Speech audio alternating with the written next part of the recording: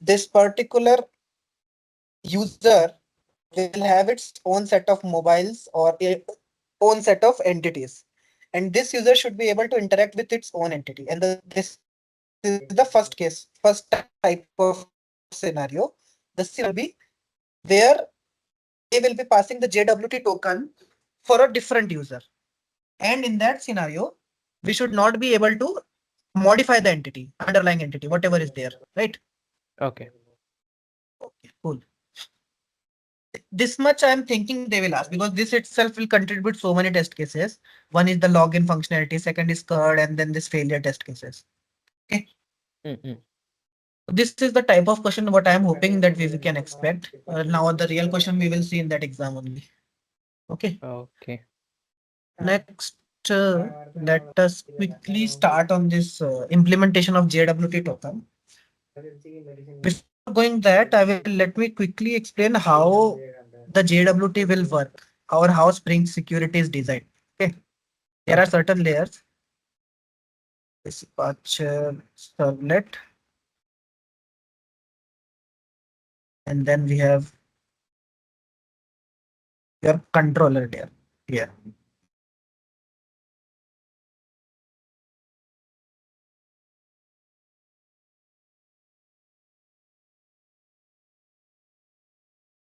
Cool. What happens is our clients basically makes a request to the server, and the server has this dispatcher servlet in the beginning as a front controller. And the responsibility of the dispatcher servlet is to find the correct method and the endpoint and delegate it to the controller, whichever is registered. We do it generally by creating the at rest controller, and it will delegate it to the controller. And then finally, it will then communicate to service layer repository and database and give you the response back. Once we talk about Spring security, what happens is between these two, a new layer gets introduced.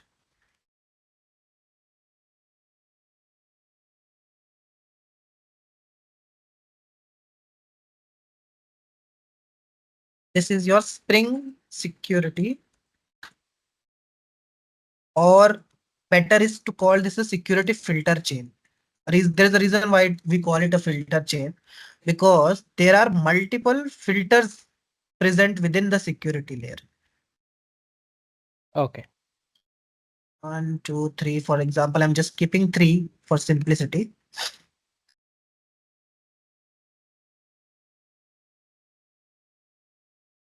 Right. What is the role of this filter is basically each request will start from the first filter and will be propagated to each and every filter. And then finally it will reach to our controller. So the same request now travel through all three filters and then finally will reach to our controller. If satisfy the all the three filters. Correct, correct. This particular design pattern is called chain of responsibility. Okay. Right. Now, how we will be manipulating this filter chain? Because we need to have one custom filter chain which we will be creating, and there that will be responsible for handling the JWT. Okay. Mm-hmm. So we will be creating our own filter that will be calling JWT auth filter. There are multiple names for this same, which you will find in your exam. JWT filter. You will also find JWT authentication filter. All means the same thing. Okay. Okay.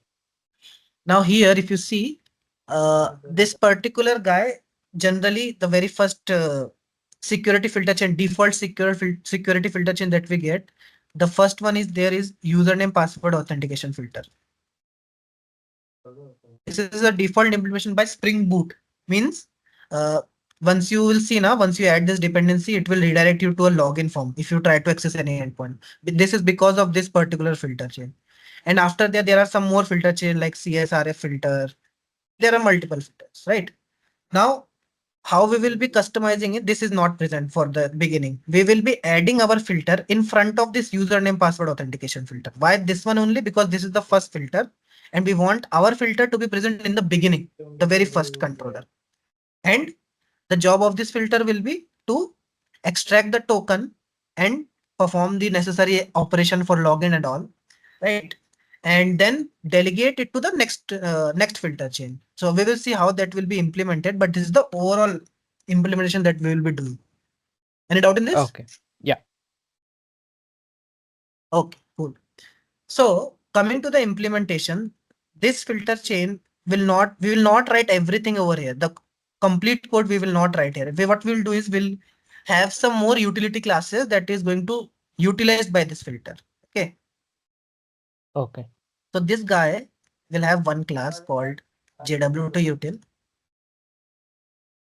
JWT util, and the role of this JWT util will be to generate the token, or it will be required to validate the token, everything related to token, and extract information from token. What information? Information from token. Information like what is the username, when it is expiring.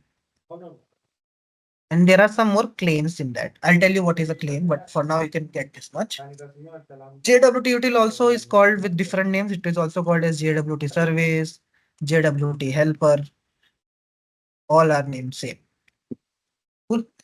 And this security filter chain, as you can notice, this guy is, we have to configure this, right? Somewhere we have to define the filter chain. So that definition comes with one of the inbuilt class that is called as HTTP security. HTTP security. And there's a function this guy provides, security.build. HTTP security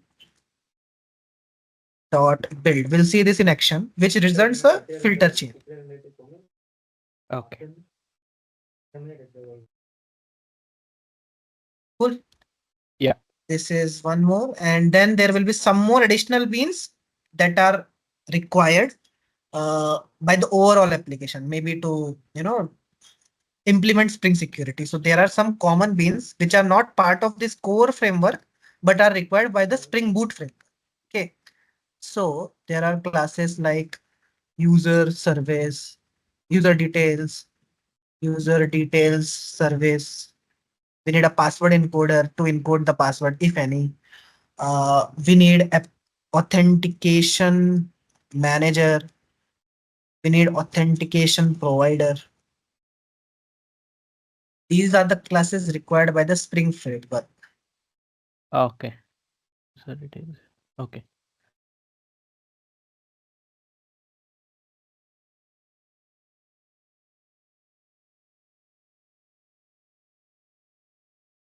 Okay, any doubt in this overall architecture, what we will be implementing? No, right? Yeah. Yeah. No. Cool. Is So there, we let's, do have any inbuilt filter classes? do we have any inbuilt filter classes? Yeah. Yes, yes, we do, but we will not be seeing that. Uh, I will just show you how to add our filter in the beginning. That's it.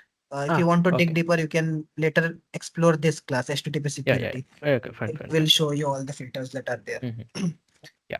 Okay.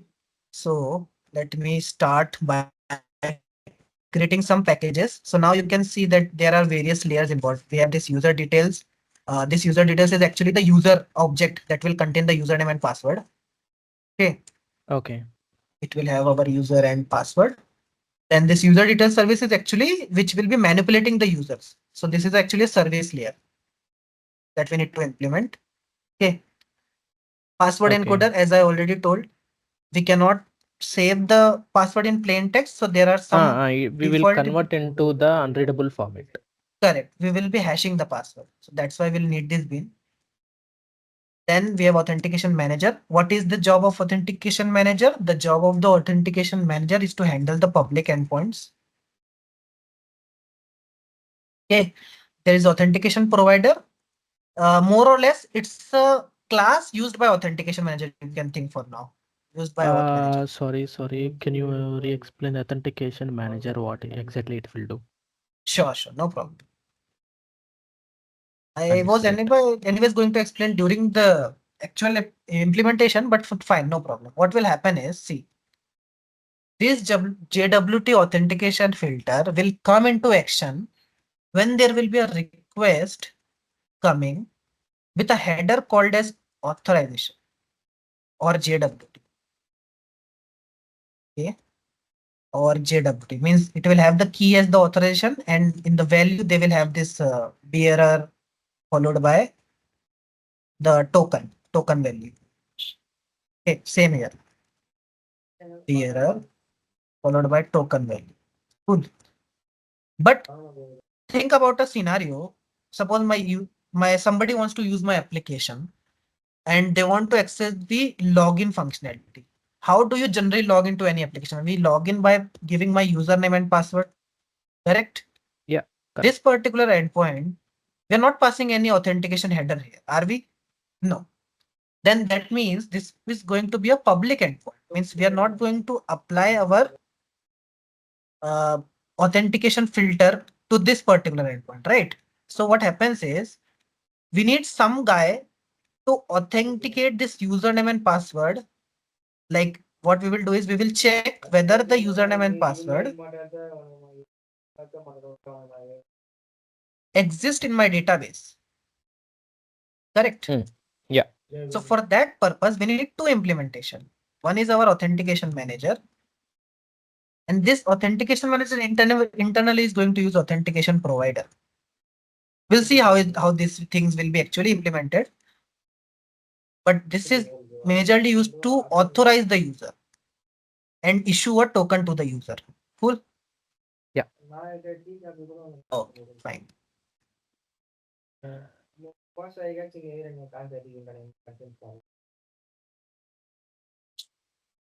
So these are basic classes required. If anything else will be required, we'll be keep on updating this chart and we'll see accordingly. So I'll start with creating some of the packages that we will need. We'll need a model package to handle my user. We need a service package to implement the user detail service. We need a repository also, which will interact with the database and create the user. We'll need a package called security, where I will update my security filter chain and where I will create my JWT util and authentication filter.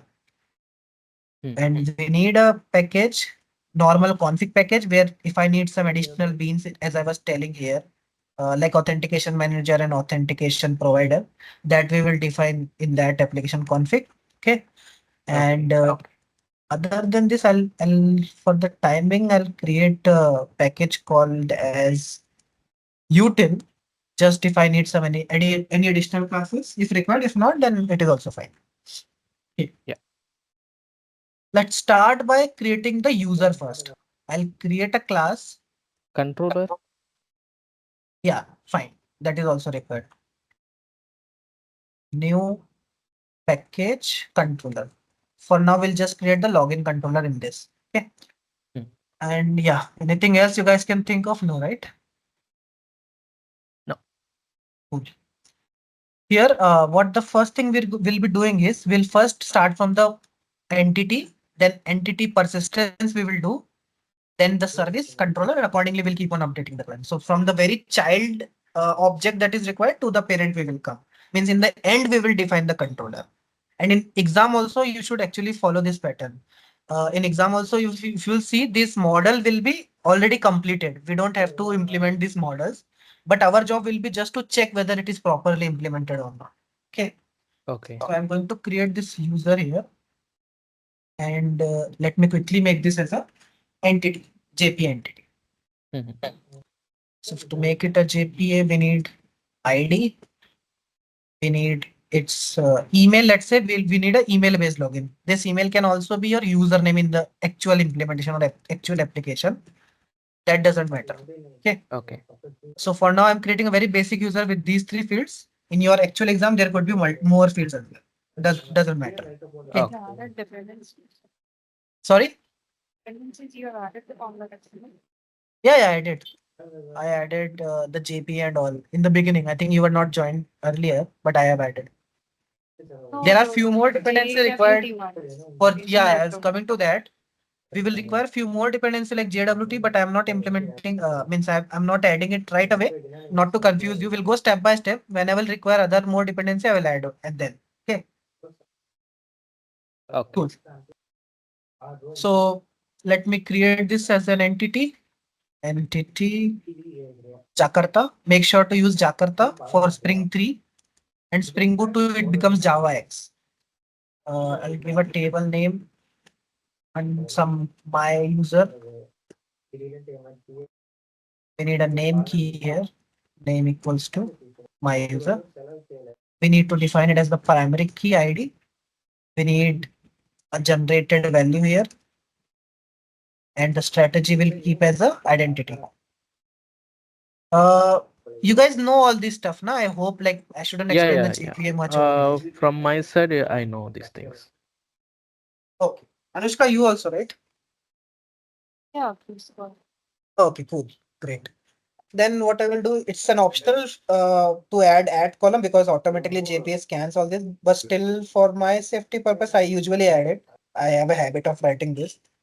Uh, then I will create my setter getters from sketch.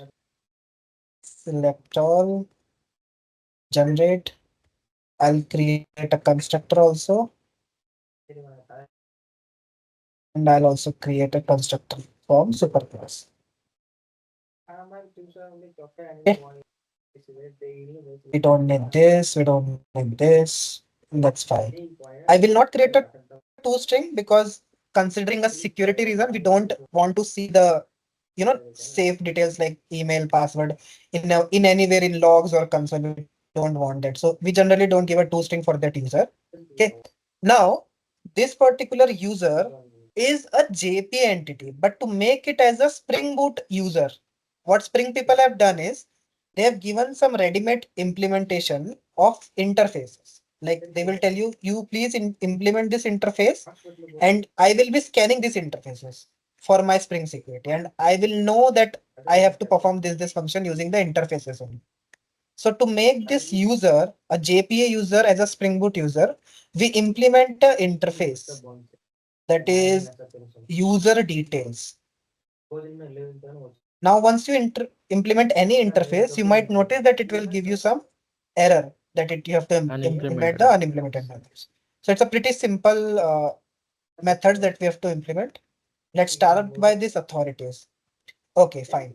One thing to have this granted authorities, we need a role as well. So what I will do is now I'll also create a new model that will be a role. Okay. So it's up to you guys. Do you want a enum or do you want a model only? We can go ahead with any of this. Uh, from model. Model. Okay, cool. So we create this role and it will have just only two details. Private int ID, private string, role name. And I'll quickly create getters and setters. And I'll quickly source generate constructor using fields. Source generate constructor from superclass. We don't need this. We don't need this. We can have a toString here. No issues. And let me make it a JPA entity by providing at entity first. Then we'll give at table to have my role. Anyways, it will define it by role only, but yeah, it's just a coding session I follow. Then I need an ID. I need a generated value, which will have a strategy of identity. I need a role name, add column. I'll give my custom name as role_name. Again, these all things can be auto scanned by Springboot, but as a safety, I follow this. And yeah, our role is ready. Now I will define my role entity over here. What will say I'm going to have a role, and this role is a foreign relationship. I want one user to have one role. So here I have one-to-one mapping. And I need the cascading. Okay, we don't want cascading. I just keep the fetch type as eager. Means as soon as I have my user, I want the role also to be fetched. And there's one more thing we'll have to add, join column, right? And here I will provide like what is the name in this table that is going to be the role. So I will say role ID and what column it is going to refer from the other table. Is going to refer the ID only Right. from this table. Cool. So I Yeah. have my role ready. I have my user ready. There's one more thing. You can see this warning is coming since this is a user that is going to communicated over the transport network. So we need to have this default serial version ID. So we'll just click on this add generated. It's a good practice to have this default generated. Now you guys have I have one watched. query. Yeah, Yeah, in the user, you have implemented the user details interface, right? right. This is the first time I'm seeing by implementing into the entity class. So for the what purpose you have implemented this user details? Correct. So there will be no issues or no confusion between the JPA manager and the Spring security to understand whether this is my user or understand whether this is my user details or not. They both will work in correlation and there won't be any issues that we will be facing. It might be new, but it's a good practice to create your user details directly. Or there is another way to do this, but it's not a standard practice. What you can do is suppose just for a demo, I'll create a main Yeah, yeah, function no over here. problem. Which is the better practice? You can go with Yeah, that just one. for your understanding and knowledge, I'll just tell you what is the other way you can do it. So in your application, they might not have this. That is still okay. If they don't have, for example, this user details, what you guys will be doing is you can create, or if you come over here and click Control T, there are some implementation given by the Spring people, this particular user or mutable user. So you can use this user interface implementation to create this user details. See, I'll tell you how. User, you can have this new user, or let me see. Okay, it's a bad idea to do it over here because they both are of the same name. I'll do it in a different class. I'll go to the role and do it over here. Main function, and I'll have user. See this Spring security user details one. Okay. User equals to new user, and this will give you this couple of options to create your user. Same Mm, thing, requires username, password, the granted authorities, right? yeah. Just click on this and suppose from your repository, you will be getting this our defined user, which is this one. You can easily convert it to this particular Spring understandable user by using that db user dot get username. Correct.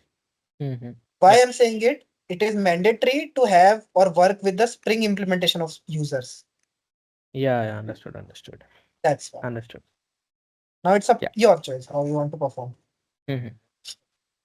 Now going back to this user, and I'm going to provide the implementation for the rest of the classes. This authorities just means what are the roles available for this user. They generally take a collection, means they expect a user can have multiple roles, which is correct. But I don't think so. In reality, we will see this multiple roles assigned to a single user. Will understand or hope there will be a single role only. So it needs the collection. So I'll simply give set of this my role, whatever is available, this dot role. It will not take the grant, it expects this granted authority. So there is a implementation simple granted authority class. So we will create a simple granted authority. It's just a way to define role in Spring Security. Simple granted authority, and it needs the role name. So what we will do, this dot role, our role dot get role name. That's it. Any doubt in Yeah. this? No, no. Cool. Now we have to give the implementation of this also. So we'll say this dot password is the password, and username is also is this dot use. We Username. have created the email as username. And yeah, we're done with our user class. Okay. Let me import properly. Okay, now one more thing let me do before going any further is to define the application dot H2 properties database section. properties Correct. So we configurations. need the URL first. Let me give a URL. There will be a data source URL. I need JDBC colon H2 column in memory colon. I'll create a test DB for this. I will need a username, which is if they give in the exam, it will already be provided, but we are not using any username, so I'll keep it blank. We need a password as well. If in the exam it is provided it will be available, or keep it blank, no issues. Second, we need the driver class name. Driver class name. We are using h2db. If you type h2, you'll automatically get the suggestion. Then we need some more properties related to JPA. Hashtag JPA. We'll type spring.jpa database. It's an h2db. Spring.jpa.database platform is the dialect that we have to specify. Basically converting this model entities into queries. We need a dialect, right? So there's a short trick to find if you're not able to find what dialect I have to use. Just go expand these dependencies. There will be a Hibernate core, and here if you expand this, there will be acha here only I guess. Org.hibernate. This one org.hibernate.dialect, this particular one, and I need for h2db, right? So you can see this is the dialect. You can just copy qualified name and paste it over here, and that's it. You have to remove the dot class as well. It provides for every implementation, MySQL, Oracle, everything. Let me close this. What else we need? We need to show the SQL in the console. So I'm going to give spring.jpa.showSQL to true. With this much information, we are good to go. I think yes. And yeah, we don't need any other additional property like format, SQL and all because it is just a time waste.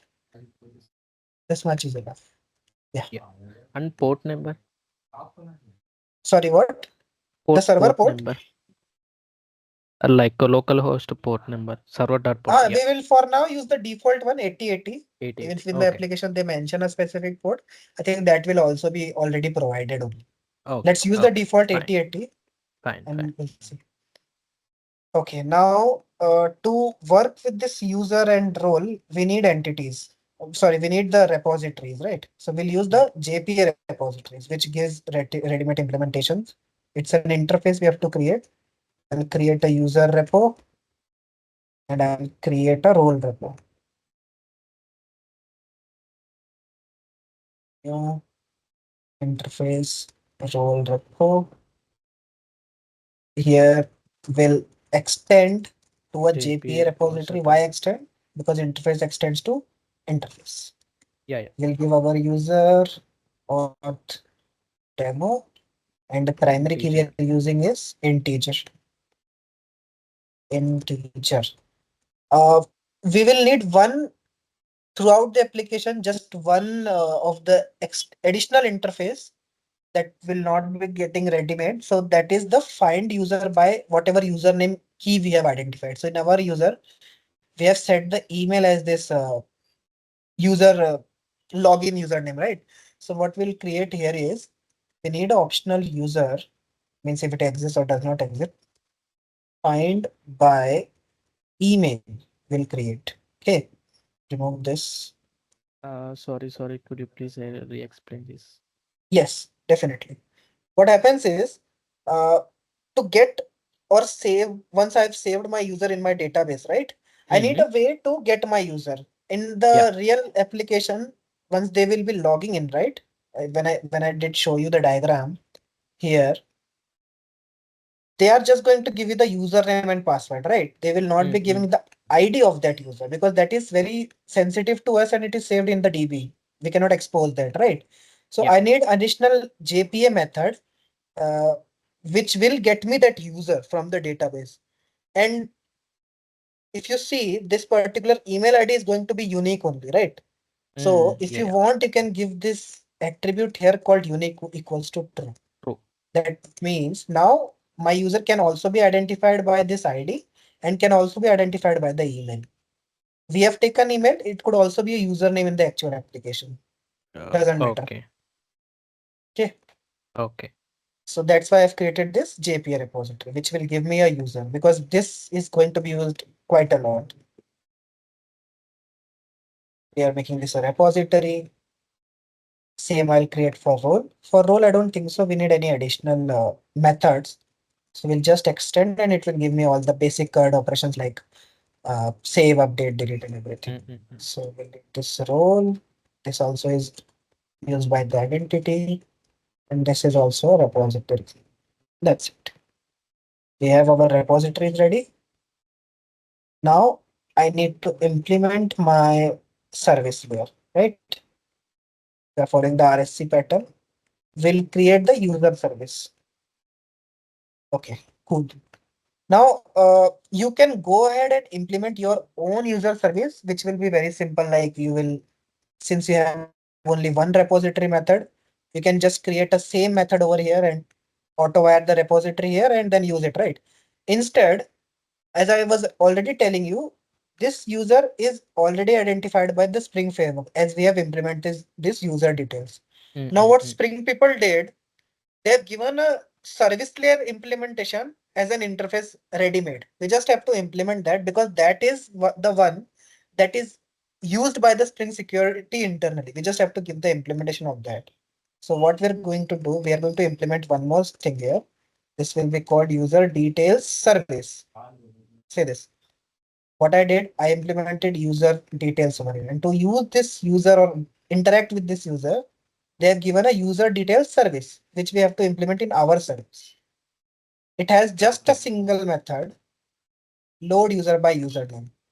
And if you notice carefully, this same implementation we have done in our user repository. See, that's Yeah, why yeah. we implemented this function. So I will just auto the, and so first I will add the unimplemented methods. And here I'm going to auto wire the repository user repo user repo, and let's give the implementation over here. I need to return the user repo dot Dot. find by email. The email will be the username that will be coming from front Uh-huh. controller, or else I need to throw error, and the error is already specified over here, username exception. So we'll give a lambda implementation of that. New username not found, and we'll give the user is not found. Okay. Okay. Any issues in that, or we can proceed? Yeah, yeah, we can proceed. Actually, this is the exception I'm seeing that this first time. Actually, in a regular practice. Okay, okay, carry on, carry on. Understood, understood. Actually, Or what else is there throw. now? You can create this service like this, or there is one more way you will find this implementation in your project. Okay, I'll just quickly show that, and I Yeah, will no comment. problem. You can go with your approach, not an issue. No, both is actually applicable. I'm just letting you guys know all the different ways. So just pay attention. I'll Yeah, comment yeah, the other way, yeah, whatever yeah. I'll be doing here. I'm creating one configuration class over here. Okay, Okay. and I'm going to auto wire the repository over here, user repo, auto wired. If I ask you, what is another way of creating beans in Spring Boot? If I have a add configuration, we At the can rate use pin. at bean annotation, right? Yeah, To at the create. So rate pin. there's another way you will see in your application. They will be using this at bean way of creating the user details service. User details service. I'll give the function name as same and see here. I need to use this user repo. So what I'm going to do, I'll create the anonymous class for this user details service.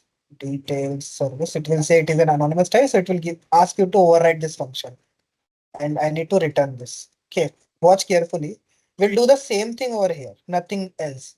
We're going to use this user repo, or let's just copy it from that other implementation that we just gave in user service. We need to do this basically, right?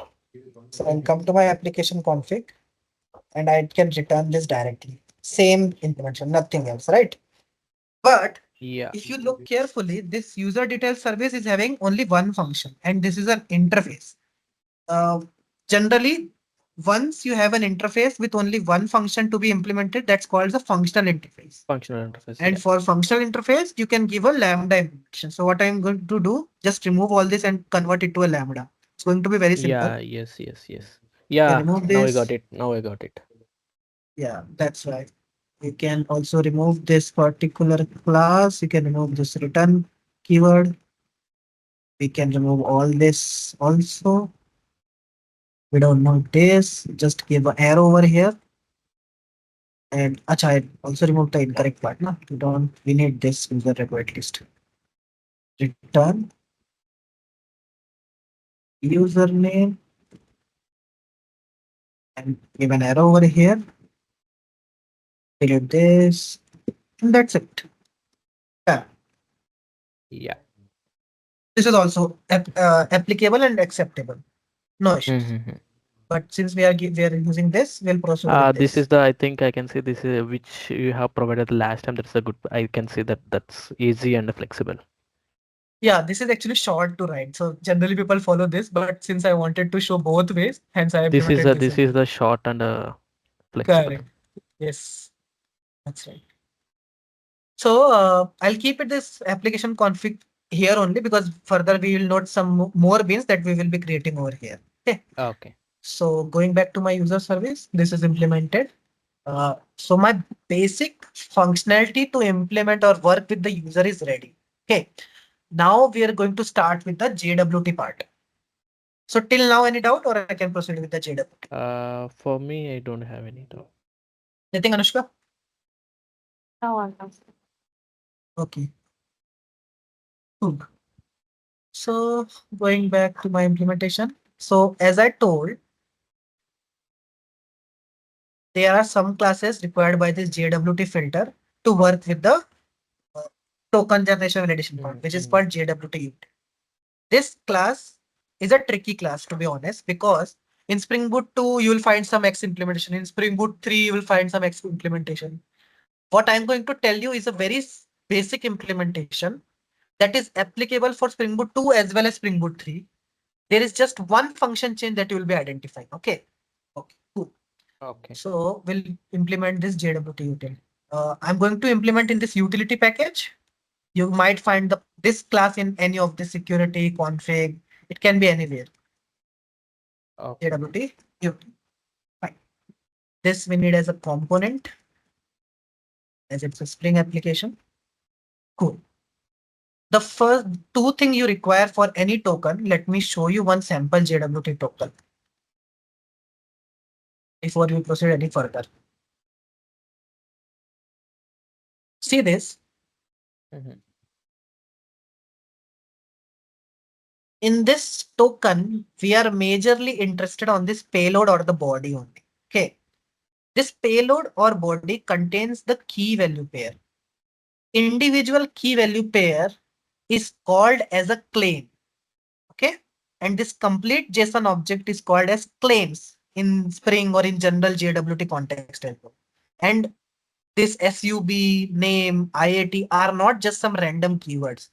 They are a very well identified and recognized claim all over the globe. So SUB means subject, name is the name who is sending this particular token. Issued at, IAT stands for issued at. There's one more called EXP, stands for expiry.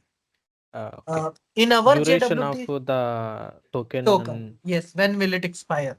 mm-hmm. We'll use that in our token as well. The major thing we will be interested out of this token will be only two things. One is the subject and one is the expiry. And that only we will be implementing in this application. Cool. So the subject will be the username that we will be assigning here or email ID, the primary way to identify the user. Okay. Okay. Uh, as you know, user can has its password and role as well, right? We do not add it in the token ever in the application, the user password and the role. Reason being, if you provide the password over here and somebody is able to decrypt this, that he will be able to see the password, and that's not a good thing. Mm-hmm. Okay.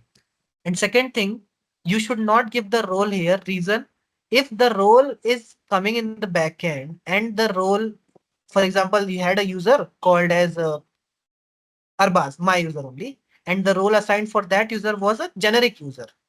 But then I was able to see the token and I modified that role to admin.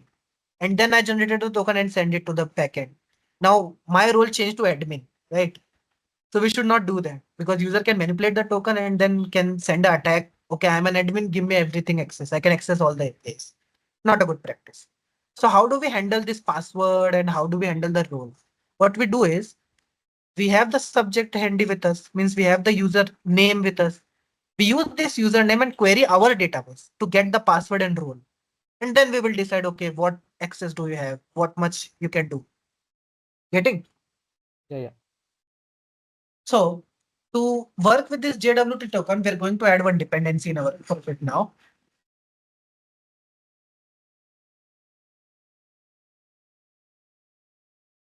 We'll go type JWT and there will be one legacy dependency. You use this one only, and I'm pretty sure in application also you'll be finding this one only because it's a single dependency only. We'll add this latest Okay. one and we'll go to form.xml and add this.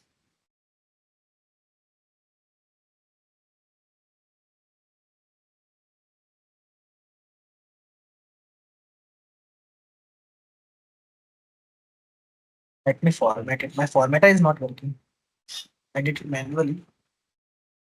So let it rebuild the project and then we'll implement this security. Beautiful. Okay. Cool. In the Now main exam, they will before they will how can I say they will predefine itself, right? Or we have to do manually add. the dependency addition part, Yeah, yeah. yeah, it will be already present. You don't have to add dependencies because I think if I'm not wrong, they will not allow you access the internet itself. You're not able to Correct, go to correct. any other tabs and all, Mm. if I'm not wrong. So now what we're going to do is to understand the token. It's as I told earlier, na, it's going to be this particular JSON, right? And each part of the token, like the header, the body, the And signature, or are mm. encrypted or placed as a key and followed by dots. So this part is the header, this much part is the body, and this is the signing details. Okay. You can see the color also are Yeah, yeah, matching. yeah, yeah, yeah, yeah. Correct. Yeah. So what we need is to convert this JSON into this particular encrypted format. We need a signing key. It's like a secret that is known by my client and the server only. And using that, we can encode or decode the token. Cool. Yeah. So we need two fields over here: private, final, static, secret as a string key, secret key. In your actual exam, you will see there will be a some random key they will give in your exam. Some Mm-mm. random key. I will suggest to change this as soon as you visit this particular class to this particular key. This is a secret key, and just copy this and paste it 3 times. Why I did Okay. this? Because in the latest implementation of JWT, they require your secret to be at least 256, greater than 256 bit. Okay. If it is very Okay. short, like ABC, it is not 256. How you can calculate is you can count the number of characters they get and multiply it by 8. Okay. Okay. That will tell you the number of characters. Because I faced this, the best approach is to just change it. It should That's be the greater than 256 bit. 256. Okay. I Okay. have tried multiple approaches. This is where I found the easiest way because it's not just reaching that greater than 256, but it should also be encryptable. Okay. Use this. This Okay. is a secret key in your application and things will be working like a charm. No issues. Fine. Fine. Okay. And one more static field I'm going to define is for how much long I want this token to be available. It's going to be a long and we'll call this expectation.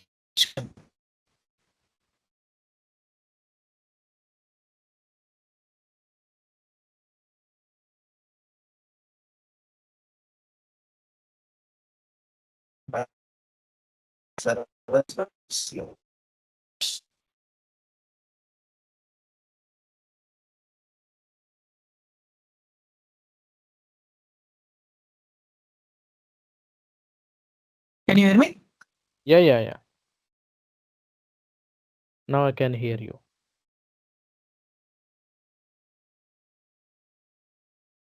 And at Uh, this login again. okay, now I can hear you. Fine.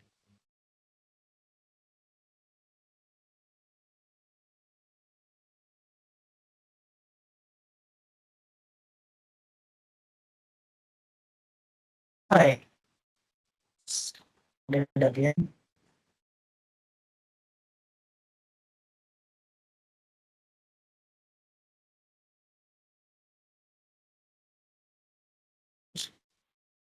Let me do one thing, guys. I'll connect through my hotspot, mobile hotspot. Okay, no problem.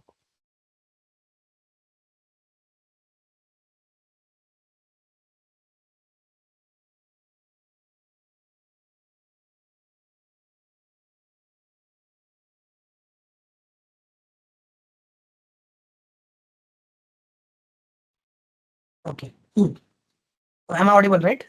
Yeah, yeah, audible. Okay. So we generally follow 24-hour duration for the expiration. So I'll keep on following that.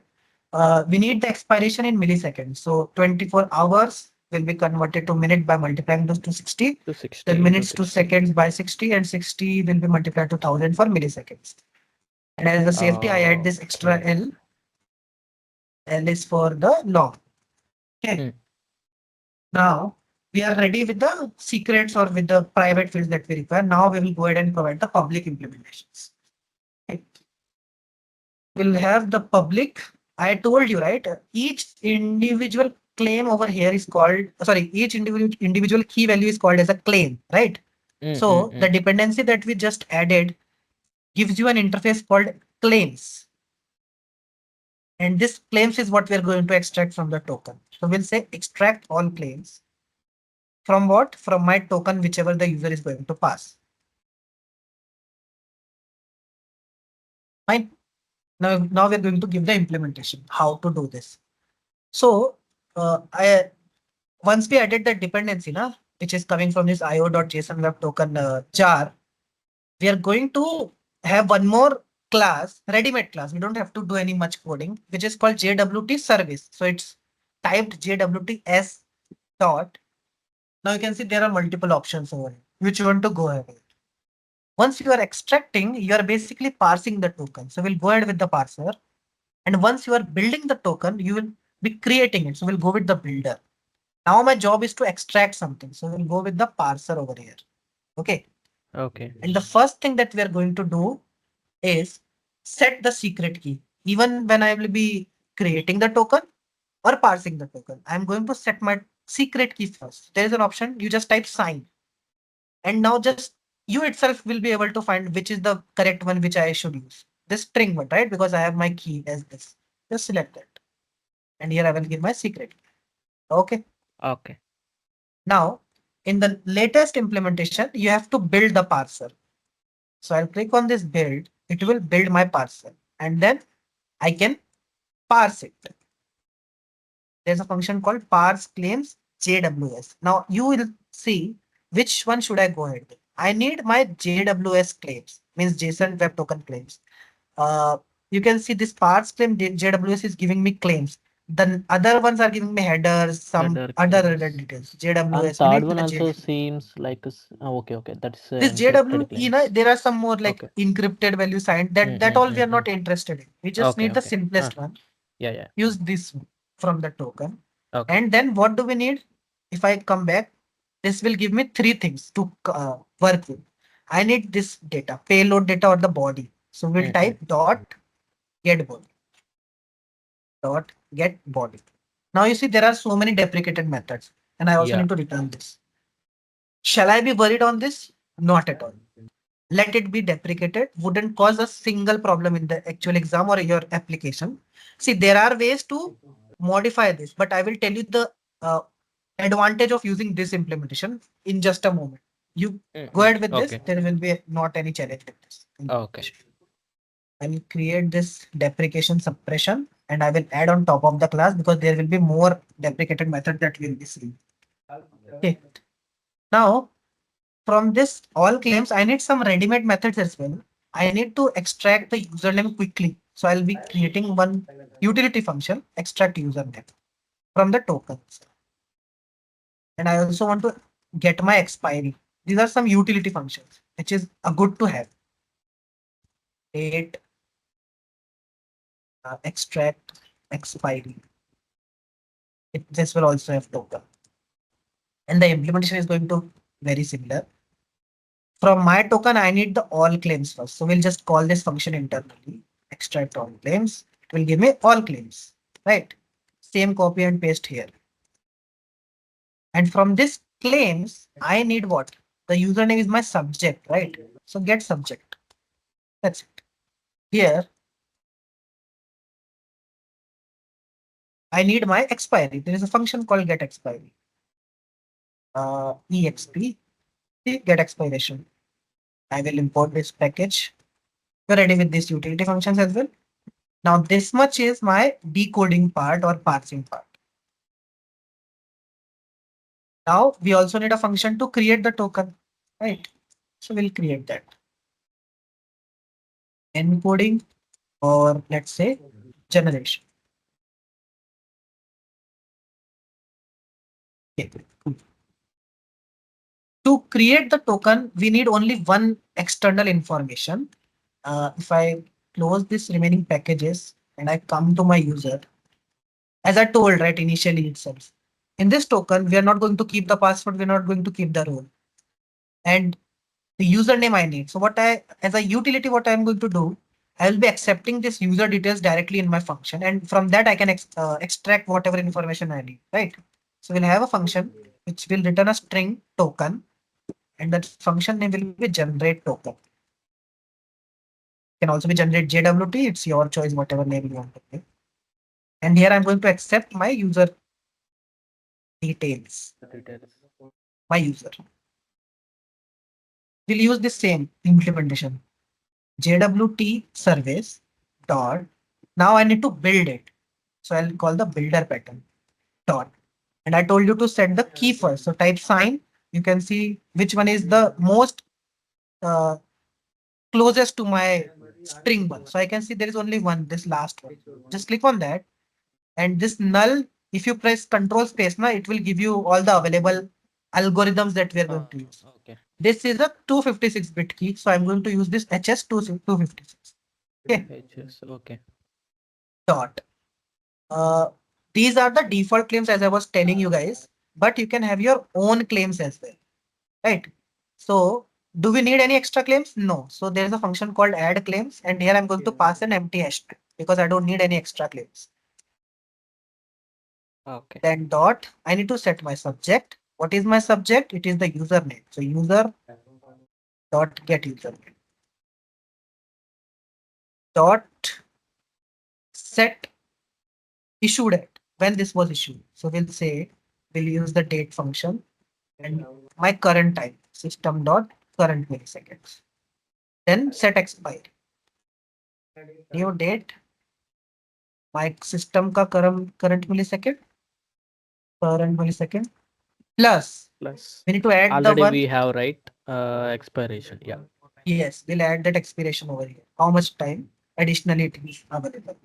And then finally dot compact into compact this token. It's a big token. Now we need a small string like this, not this JSON. So we call the compact function of this.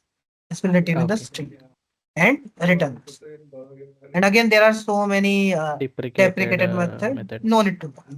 Okay. We are done with the encoding part. Now what we need is validating the token. This will also will have here validation. Public, since it's a boolean, we need to validate token. Now we follow a common approach to validate the token. We basically pass the token itself, which we want to validate, and we pass the user against which we want to, validate this. You can pass the user or you can have your user details available over here. What user details service? User details service. User details service. User details service. These are two ways. Why? Because you need to verify now whatever this token has as a username. Does it match with the user present in my database? Right? We have to compare that. The user Mm-mm. name coming from the token and the user that is persisted in my database. Are they matching? So there are two ways. You can accept this user detail service and then make a database call to, find do I have this user or not? Or a better approach, what I do is I do this part outside this function and directly pass if that user is available or not. If it is available, then I do this particular thing. I'll tell you what. I will extract the username and expiry using this utility. Extract username from the token, and I will extract expiry from this token, and then I will do validation like if my username that is extracted from the token is matching with what? With the user that I have passed its username. First validation. And second, it should be non-expired. And the expiry time that is there, it should not have crossed the current time, right? Because if it is Mm-mm. crossed the current time, then that means uh, it is expired, right? So the expiry should be in future. So my expiry should be after what? My current time, right? Yeah. Then it means it is still valid. So then you can like return true and then else return false. But a better way is directly return the if condition. So don't do this. Just remove this up to this part and directly return the Boolean value from this. It's a short way. Yeah. Semicolon and what else? No issue. No? Fine. Now, as I was telling you guys, this is a independent entity. So one short trick I'll tell you is once you are ready with this implementation, now just go ahead in your application, in your main application, means create a main function here and create one user details. I was telling you there is one implementation given by Spring people, new Mm-mm. user by the Spring one. This one you can see now this one, second, Ah. third one. Ah. Create a user like this. Let me create a user called Arbaz. I'll give a password as some demo password like 123. And the collection I will give like a set of.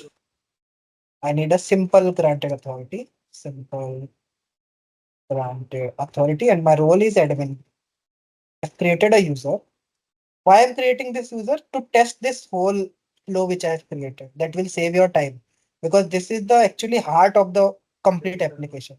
If this Okay. doesn't work, then nothing will work. So create a main function and test this quickly in within 1 2 minute. How Sorry, to sorry. test Can you this? repeat, please? Here the within 1 to 2 minutes. Yeah, what I was saying now, we Mm. need to test all the functions that we have created, whether they are working or not correctly, right? To Mm-mm. test that, I'm going to create this main function and I'm going to create this JWT util class like a object. JWT util, JWT util equals to new JWT. Why I'm creating this? Because I need to test all the functions quickly. Mm. If you spend 1 2 minutes in creating this main function and testing, that will save a lot of time in the future. Because as I told, it is the heart of the application. You should be able to get the correct values from this. Now, no exceptions should come. That's Yeah, why yeah. I'm creating this main function. And as you can see, I need this user now multiple times to test this functions. Hence, I created this user. Now we'll try to run this JWT util does generate token first. It will give me a token. Let me log the token. Token minus plus token.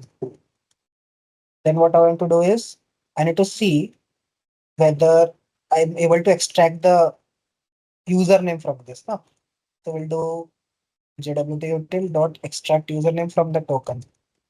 I'll rename it to user. Then whether I'm able to extract the expiry or not.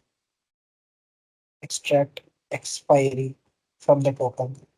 Then I need to whether the user is valid or not. So we'll take say valid date token. It needs the token and see the token is generated for this user only because I've passed this user reference. So this token and this user should match the username present in this, right? If everything goes right. Correct? Any Yeah, doubt yeah. in this? No, no. So I'll run this, right click, run as Java application, and I hope everything works fine.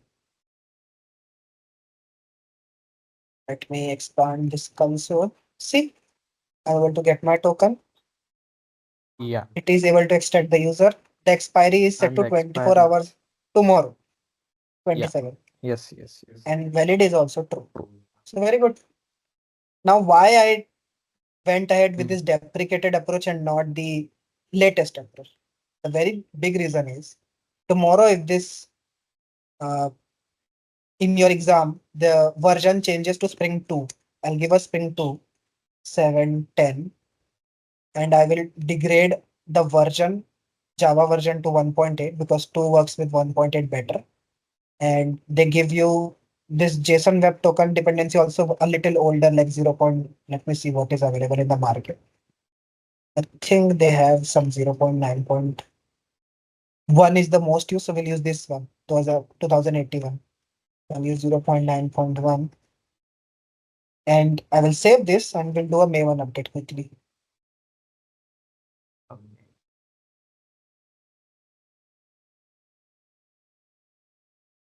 Let it build.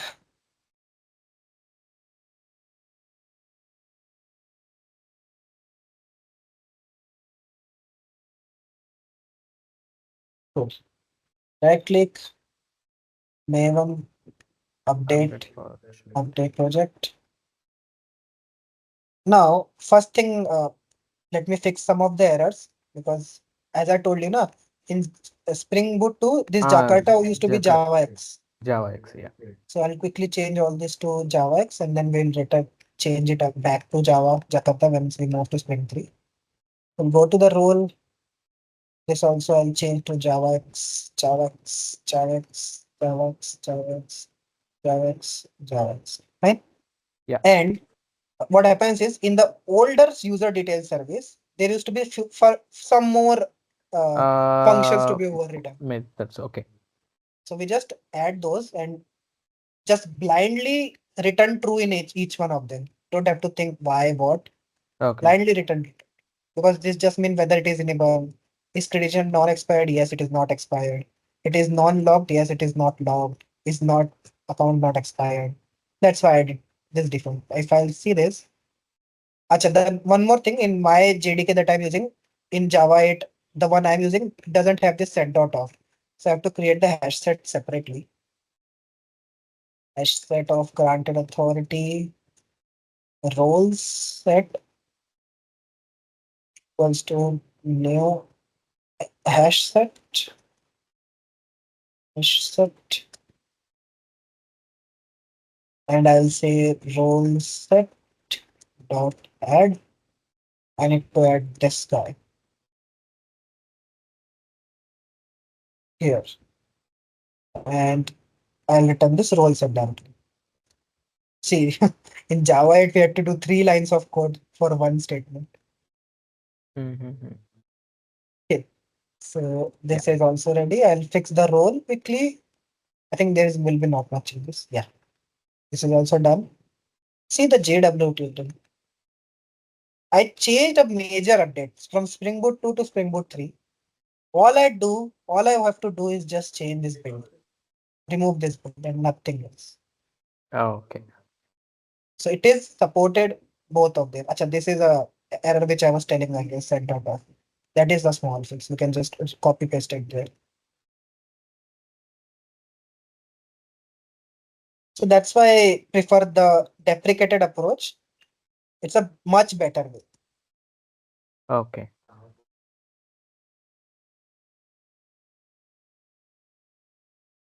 Come in and I will pass the reference of role set over here.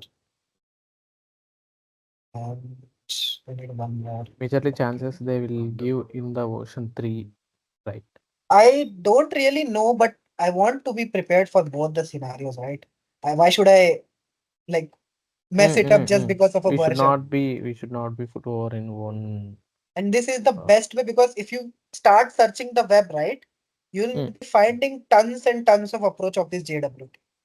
But the one that I found is like supported now for both of this is this one only, bro. Let me okay. see if I can see the console. See the console. I ran the application. I got the token. I got the user. I got the expiry, and it is there. Same. Yeah. Same. Now Great. we'll go back. I will upgrade it back to Spring 3 because I am hoping this time they will be very strict with the version and they will give the Spring 3 only. Then move it Okay. to Java 17 and I'll change it to what was it 12.6.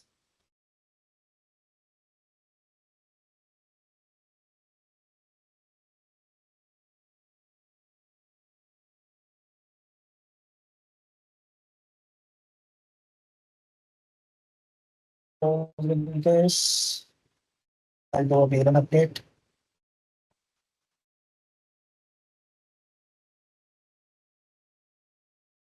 We'll fix the errors again. See, in the data function, you just have to add the build function, nothing else. Build. Spelling mistake, pardon me. It was built That's it. and just changes. And I will go back to the role. I'll change it back to Jakarta, Jakarta, Jakarta, Your Jakarta. screen was stuck, I think. Oh, it's stuck, huh? Now also it's stuck, or you guys able to Can you see? move the cursor? I am moving it. Is working now. Yeah, yeah. Better? Now it's okay. You can Yeah, see. yeah. I'm not doing much. I'm just fixing the earlier Like changes. a Nothing three, much. like yes. Yeah, yeah. Changing.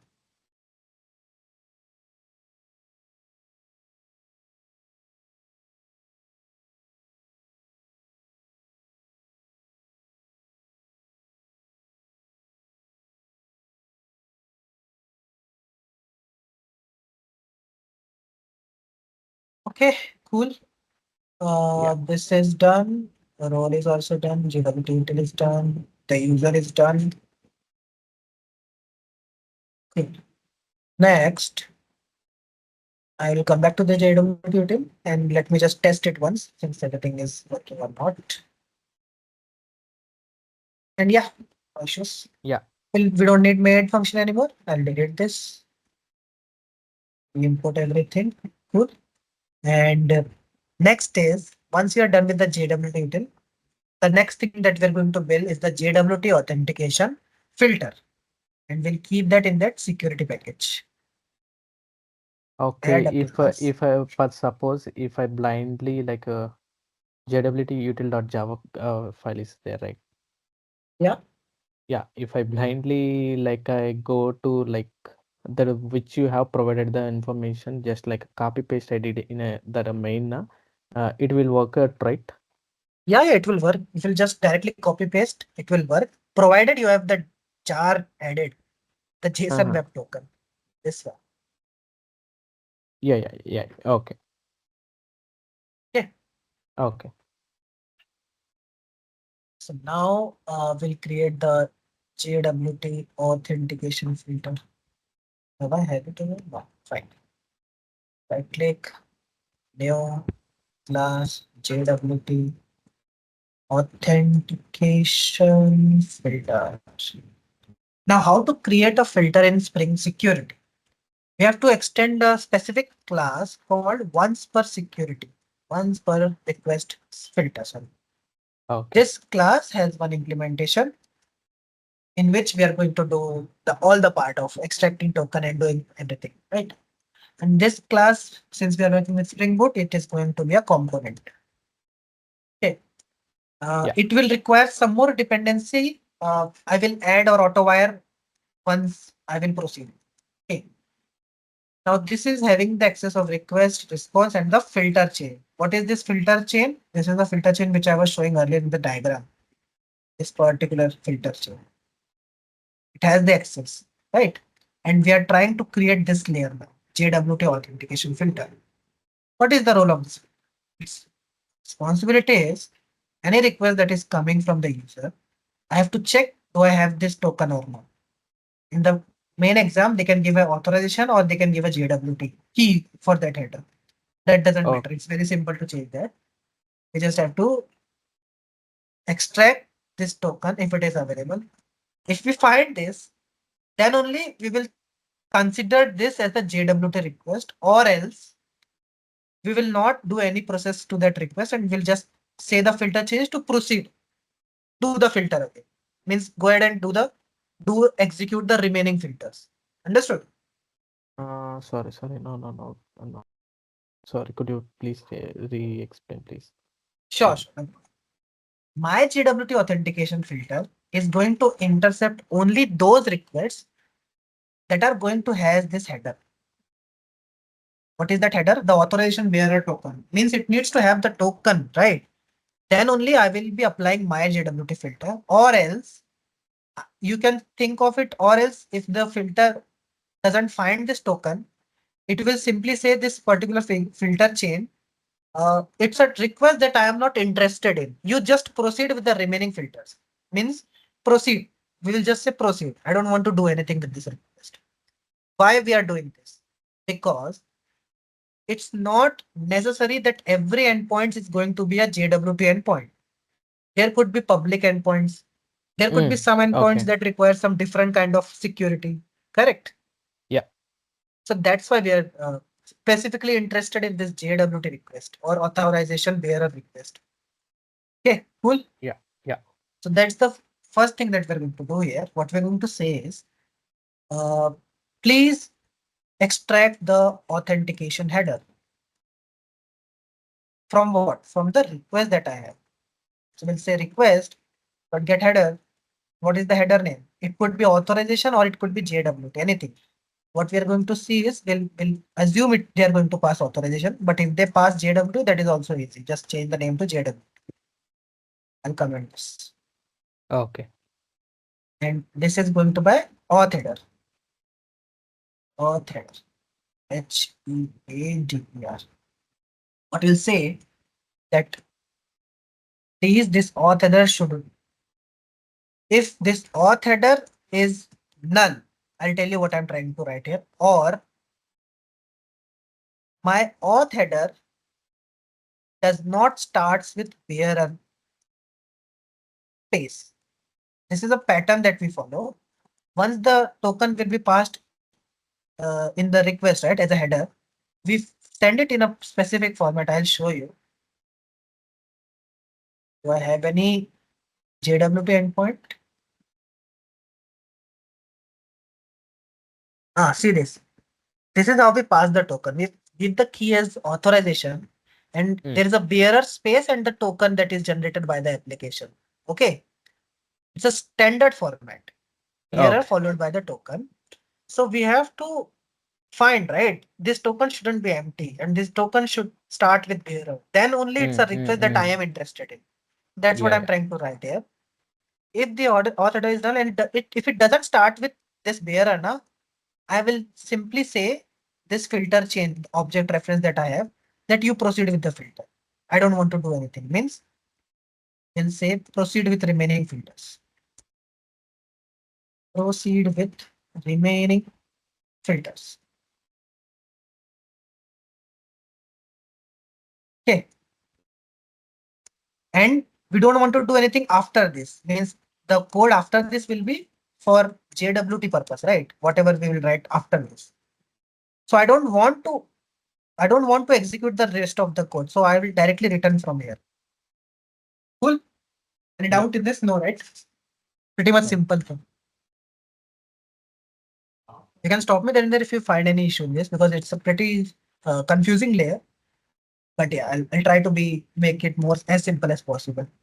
Next thing, what I'm going to do, I know that the token that I'm going to validate or work with starts after the bearer, right? If you count the number of characters that the bearer has is 6, and there's an extra space after that. So total 7 characters. So if I want to extract my JWT from my auth header, it's going to be the auth header dot substring, not subsequent, substring. 7th character. It should start from the 7th character from my auth header. And this is my JWT. Okay. Next, Yeah. if you see, I have my JWT token handy. Now I want to do some activities with the token. And for that purpose, which class we have just created? JWT. We'll auto add that.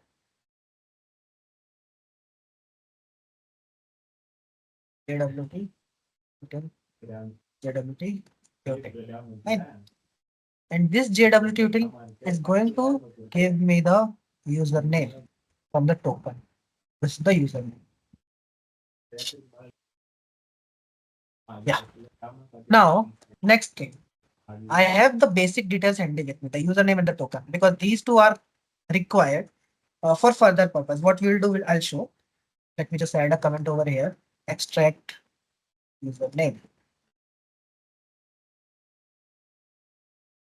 Next, yeah. Next, what we'll do is there's a way for the security context or security filter to change to know whether a user is authenticated or not. I'll draw a diagram and explain.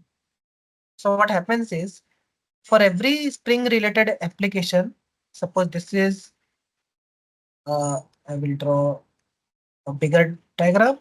Suppose this is my Spring application. Spring application. Each Spring application, or let's say each secured Spring application, maintains a data structure basically to know what all users are authenticated and can access the endpoints. You can think it of like a hash map or something where it gives the detail of authenticated users. Okay. And all this handling of this authenticated user, suppose this has some users present. Let's just create like this 1, 2, 3. User 1.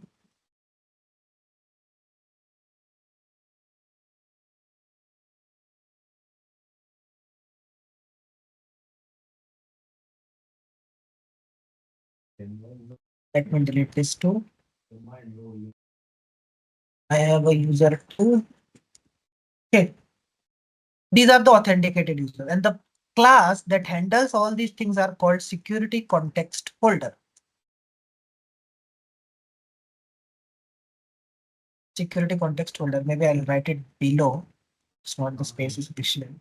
How does it manage it? For every user, it accepts a token. There are different type of tokens available for different type of authentication. Okay. What we are working with is a username password based authentication, right? Mm-mm. So there's an implementation called username password authentication token. It's a big name. This token contains the information about my user. Okay. Yeah, yeah.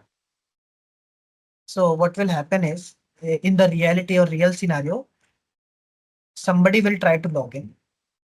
They will pass the JWT token. From that JWT token, you will extract the username and all, and you're going to create this guy. Okay. And you are going to update this hash map or this data structure by calling some function of this particular class by providing the prepared token. We'll say like set authentication. Okay. Authentication by passing the token that I prepared. Any doubt in this? No, no.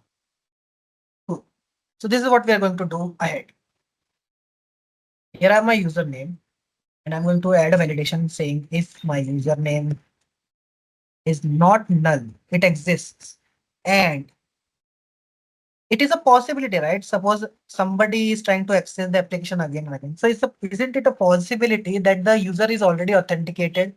Could be, right? Some user one, which is already authenticated. So how to check that is the security context is created for every request. I will say the security context holder dot get context. This will give you the current context. What is current context means? You can think it like a snapshot of this object, current snapshot. Dot get authentication. This function will internally check all the available users and will find if this is null. Means if this is null, my request or my user is not yet authenticated.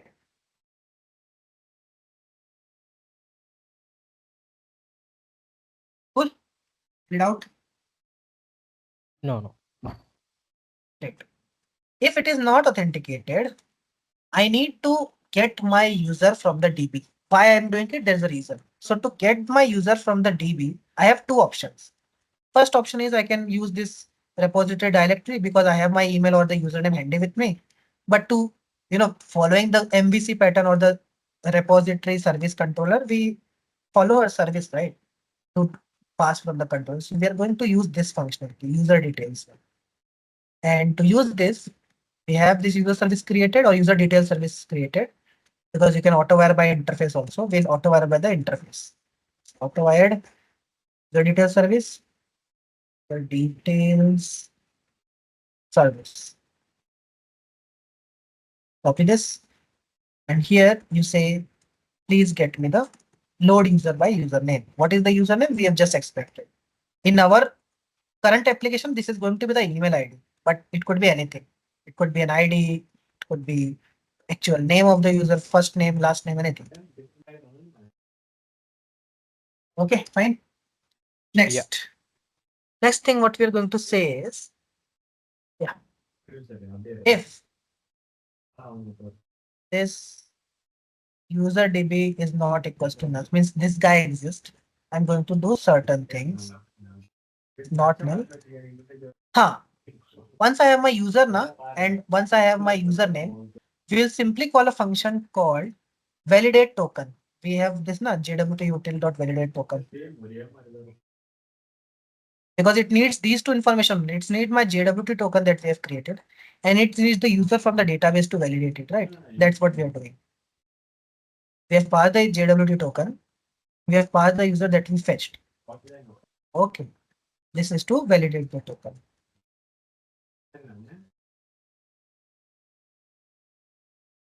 If further that is okay, means I'm able to talk validate it, then I'm going to register my current user with my security context. So it's going to be very easy. I told you, right? The approach that Spring Security follows, it needs a token. So this token, username, password, authentication token. So we are going to type here username, password, authentication token. You can see, right? We create an Yeah. object of this new username, password, authentication token. Which one of these two? Can I move this to this one, right? Yeah, this. So we are going to pass my user object uh, by providing the DB user which we fetched. Then the credentials, it doesn't have any password currently, right? So I'm not going to add the password here. We'll keep it null and we'll pass the roles. So we'll give my user DB. We'll keep password as null as I just told. And finally, here I'll give the authorities. User DB dot get authorities. Fine. Yeah. Now, along with that, the snapshot needs to be updated, right? So the Spring Security needs the information. Okay, you want me to update this particular snapshot, right? But I also want to know which request updated this. It's just for internal purpose. It's a mandatory thing. What we do is we add some details of the current request, the request that is currently at hand. We'll say authentication dot set details. We need to set the details of what? My web security. So we'll type web details, something like that. You can see there is this web authentication details. I just type random keywords, web details, because I wanted to set some details about my request from the web. So I'll click on this. I create a new object of this. I will type control space. It needs the detail of my current request. And that's it. That's how you can set the details. Fine. Next thing, Yeah. we're gonna update my security context. I'll say update my user as valid user. Security context dot get context dot set authentication. It accepts this token as I told. And that's it. You have successfully validated your user or the token that he had passed. After this, uh, I do not want to stop just right here because what can happen is if I go back to my flow, it is our responsibility to continue the filter chain. Okay, it is our responsibility. So we will say after all these things are done, you again continue the filter chain. Continue filter chain. This is the complete authentication filter that you require. Any doubt in this? No, no, no. Great. I'm gonna close this as well. Now comes some mandatory beans that I require. See, currently I have handled the request for my request that is going to have this authentication token, but I also need to handle the public endpoints. And if you remember, I told some classes to handle that. This authentication manager and authentication provider. Okay, Yeah, yeah. let's fill that bean quickly. We'll come over here and we'll create those stuff. Uh, Also, if you remember, I was also talking about the password security somewhere around here. This password encoder, right? Hashing Mm-hmm. the password. So I will give you a short trick again. In your exam, do not like bang your hair to implement the correct implementation of that password encoder. I'll tell you a way which you should follow. Type password encoder. We'll create this bean. Encoder. Password encoder. Just follow this one and pass or return the default implementation called no op password encoder dot get instance. Why this one only? Because what this guy says is I'm not going to do anything with the password.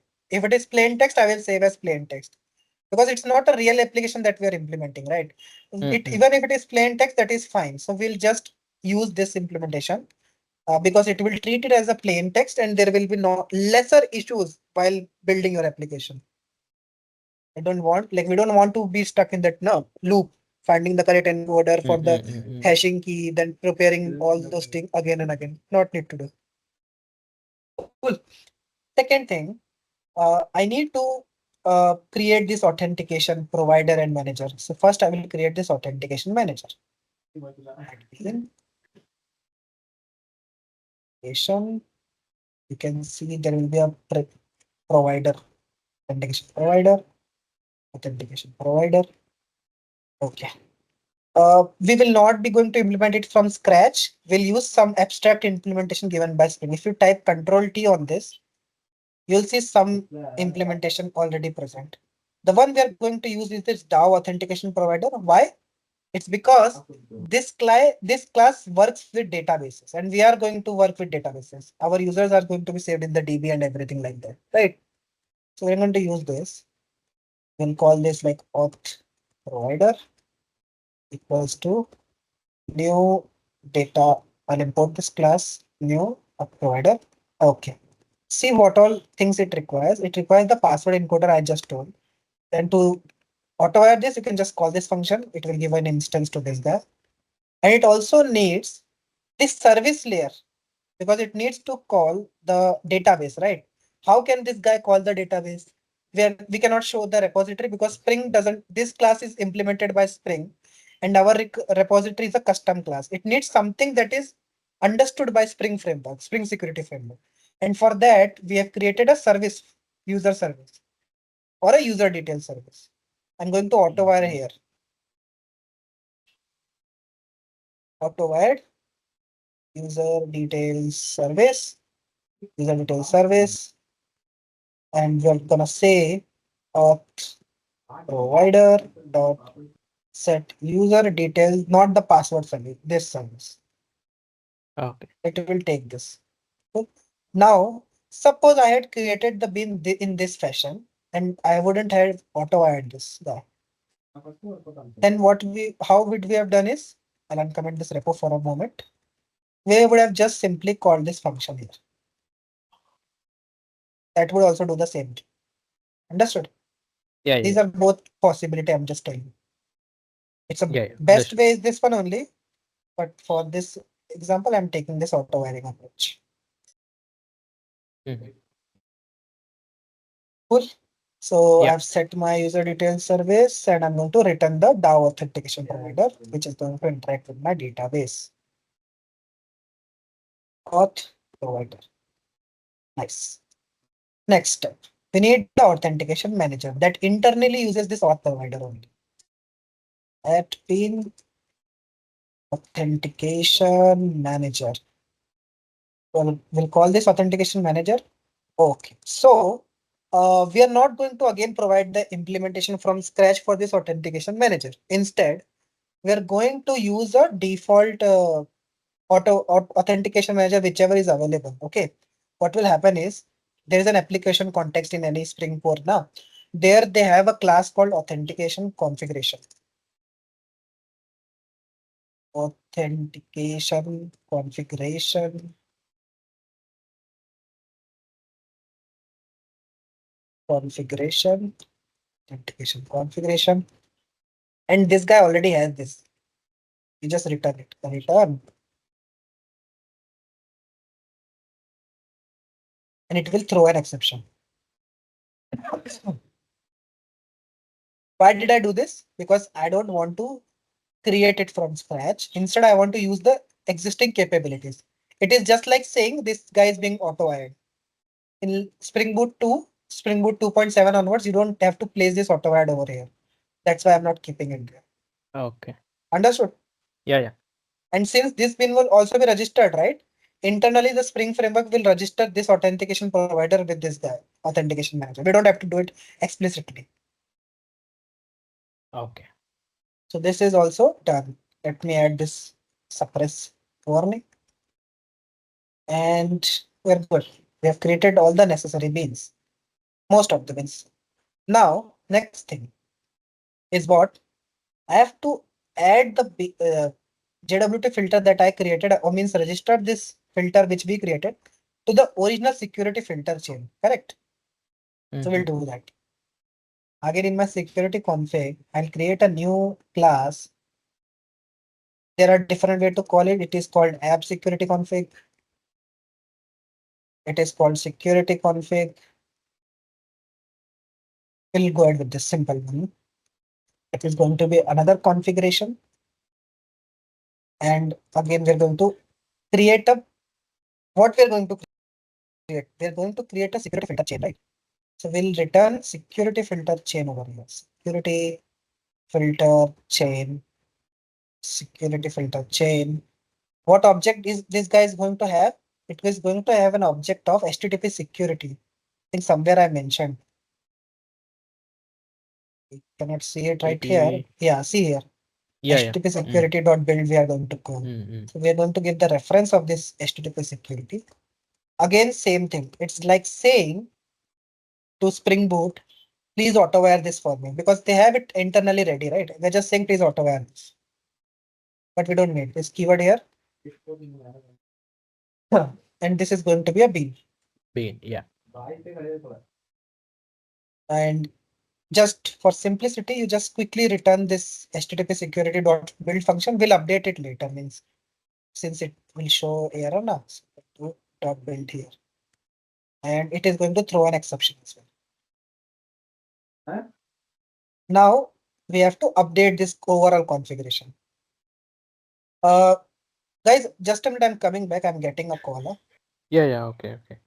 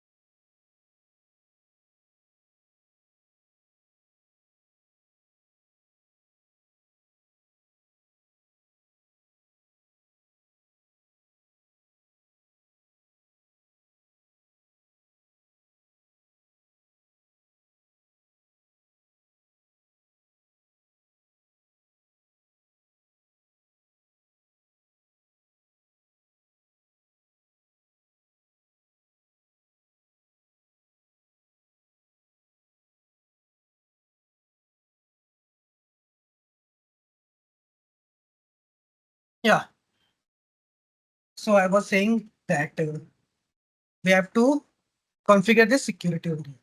Okay. And for that, there are a couple of steps that we need to do.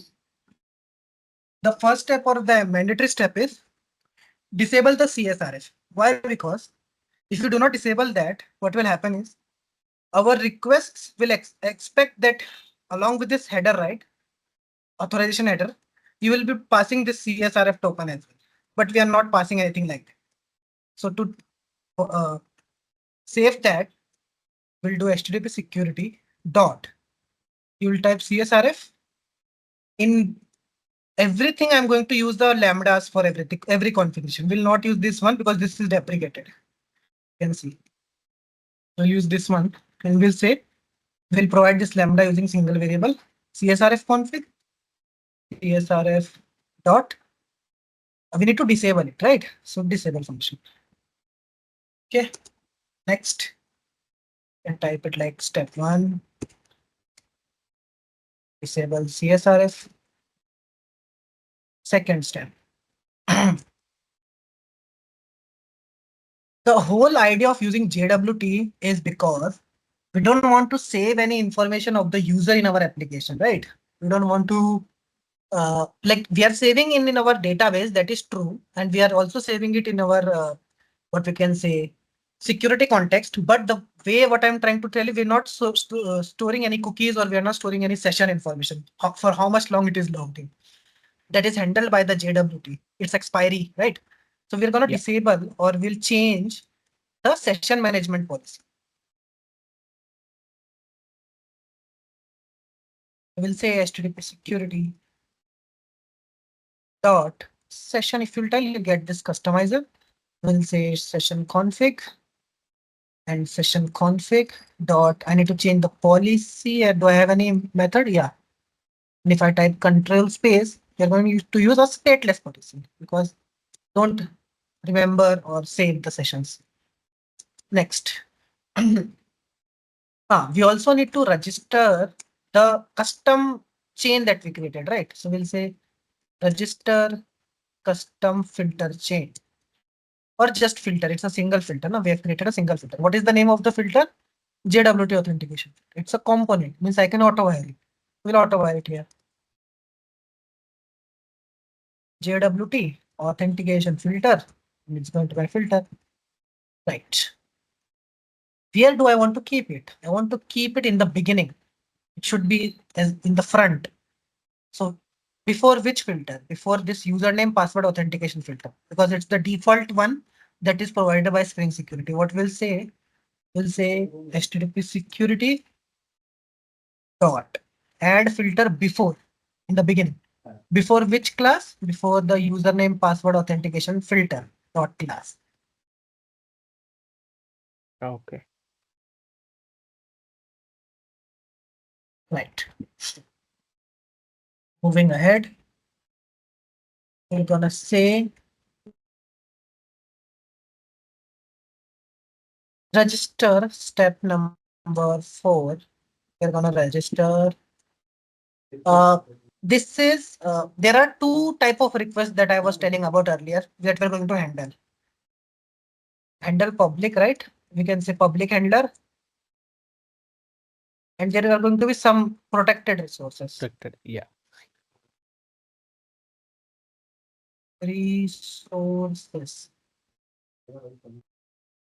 This public handler, we are we have created a bean for that. This authentication manager or authentication provider both does the same thing. So we are gonna auto wire this as well because this is going to handle the public request. It's like the role of that is that one only. So we're going to auto wire this, and I will say auth provider, and let me register this auth provider. We'll say HTTP security dot auth. If you type, you will say two implementation authentication manager, authentication provider. You just go ahead and provide the auth provider. Okay. Now protected resources finally. Here, there's a function called HTTP security dot. There's HTTP request sum. Yeah, authorize HTTP requests. We'll use the customizer. So we'll say HTTP config, and it is going to be a multi-line lambda. So I'll have a curly braces open. So let me think a little. What endpoints do I want to expose publicly? I want to expose an endpoint through which my users can log in. So I'm hoping that in the real application also, they will give an endpoint called /login for logging purpose. So we're gonna say HTTP, not security config, sorry, HTTP config dot. I need to find a method that accepts some strings. So if you see, there is this request matches you can see, right? Here you can give your patterns. There's a common pattern that I follow. I type like private final string white listed URL, and it's going to be an array of string. Here I'm going to give all the whitelisted URLs. Here I'll give /login. If there is any more in your actual application, you can add that. So we'll say whitelisted URL dot. What I want to do with this request? I want to permit everyone. In HTTP config, you have to read this as a combination of two, the URL and what I want to do with this. The URL, and I'll show more. I want to say like any other request, what I want to do, it needs to be authenticated. Cool. Yeah. That's the complete implementation. This is the very simplest or basic implementation. Further, if we need more, settings, I will show, but like how to handle roles and all. But this is the pretty much basic. And we're ready with our filter change. Now, what only thing I need for the testing purpose is I need to log in, right? So to log Mhm. in, shouldn't I need some user that are already persistent in my DB? Yes. And I think to save the time in your actual exam also, they are going to give this way only. They will do is they will create one runner class. New class, I'll say app runner. And here they're going to make it a component.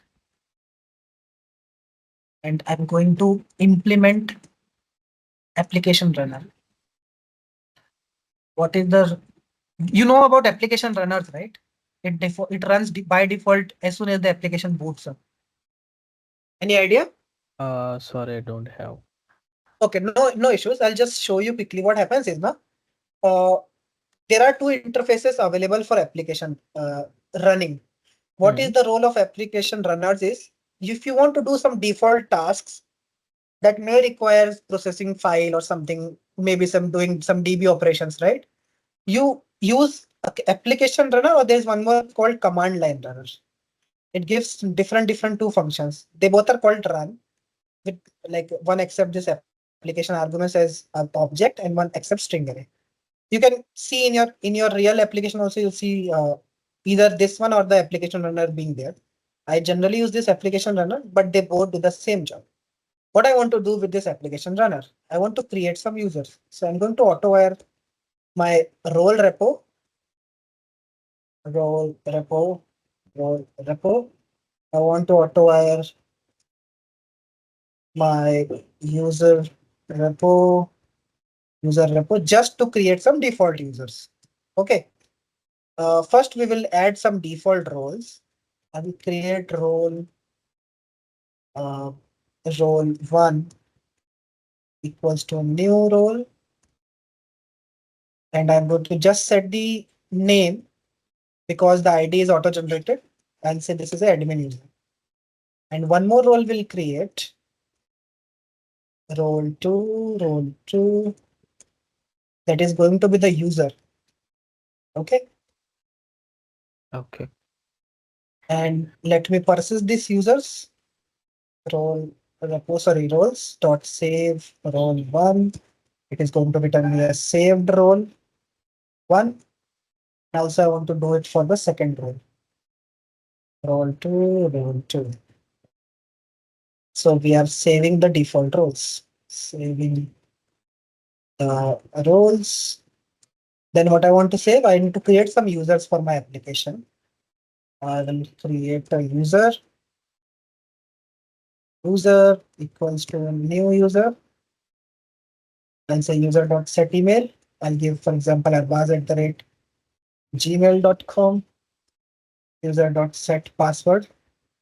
See, now the advantage of setting password as plain text is coming to picture. I can set a plain text over here, like 123, and I don't have to worry about the encoding part because the bean that I have registered, if I go back to my application config, the bean that I've registered is a plain text encoder because it is also used by my authentication provider. And that's an advantage. I can set a plain text password. And what else do I have? I think that's it, right? We need to give the authorities or role. Oh, we haven't given any setter for role. We have to create a setter for role. We need a getter setter for the role here. I'll give it quickly. Source generate getter then setters for my role. Come back. Set role. Suppose this user is going to be an admin user. Guys, make sure you always use the persisted entity as a reference. Huh? It's a better practice. And then user2 equals to new user. Copy these details again. And this is, let's say, a normal user. Bro, what's your spelling name? Sorry for Kranti, No problem. K-R-A-N-T-H. Yeah, that's correct pronunciation. Kranti. Okay. And password, let's give 456, and we'll create one more user. User, this is 222. And I need a user 333. This is going to be the Anushka, and password will keep ABC. Fine. Role also I will give the generic user.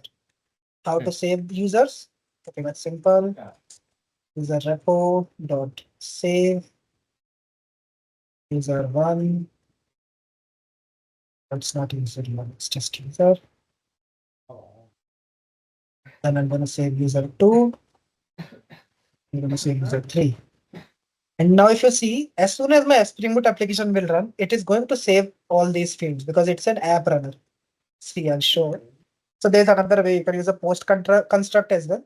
They both do the same thing, but this is a better way because what happens with post construct, it calls immediately after the constructor is called, and you cannot ensure by that time your dependencies are auto-wide or not. So that's why we use the application runner. It's a better thing.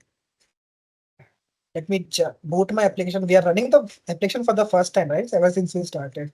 Yeah, So yeah. I'm not sure if there are some issues that might come. We'll fix along the way.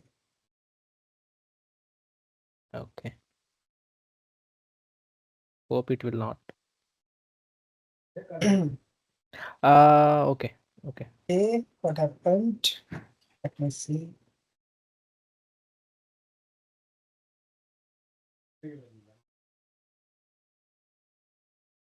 Some issue with my internet.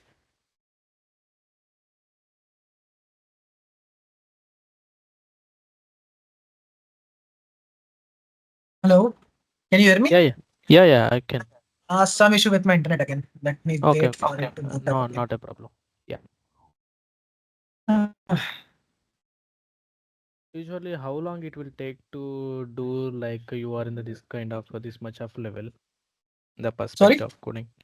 Like how long it will take to be like in this perspective? Like this is you have to fit standards. this in your, fingertips. I'm telling you. Okay. So there are some of the things that you have to mug up. Suppose the number of beans that are required. So that those things, if you're practicing daily enough, it will Hmm. become a habit of yours. It will take very less time. I got the issue, Uh, guys. Basically, here I'm doing a recursive call, and it will be resulting in Stack Overflow. See, I'm calling the same function again. I have to return this variable. Okay. okay. Uh, I'll tell you my time. When I'm practicing, it takes hardly max 45 minutes to do everything which I just did because, and that too when I'm doing it from scratch. Okay. In the real Oh, application, we'll see most of the things which are already created for us. We have to just provide the implementation, like the models, the repository. I think most of the things will mm-mm. be provided. Okay. Now I'll boot it again and I hope there will be no issues. Praying.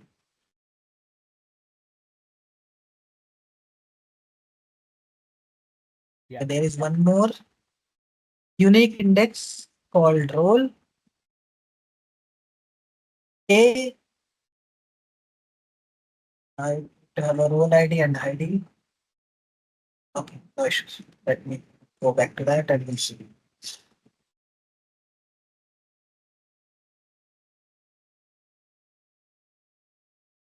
So the generated value called table,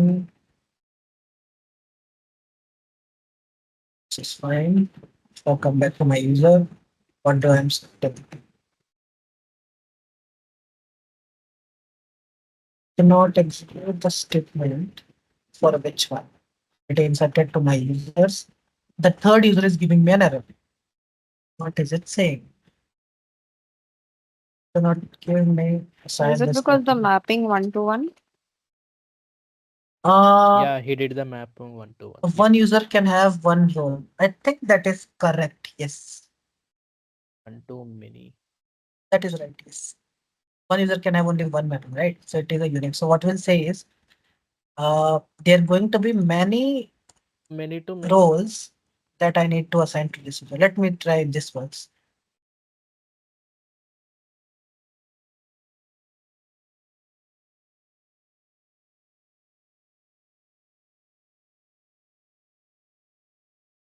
Yeah, it worked. Correct. Actually, it had added that unique constraint. Now it is not there. So it's working now. Fine. Yeah. Now, I have my users registered. I already have these in my database. So what I need to do now is to test my application, right? And we have a whitelisted URL slash login, and we're going to implement that starting from the controller. We'll call this a login controller. Login controller. I'll make it as I'll stop this or it will keep on rerunning again. Best controller. Uh, I won't provide any top mapping. I'll directly create a post mapping. Post. Oh, there's one more way. This one. Slash login. It is going to return me a response entity. I'll create a response, custom response in your application. You may or you may not find a custom response. Login response. What it is going to have? It is going to have just one field, string JWT, nothing else.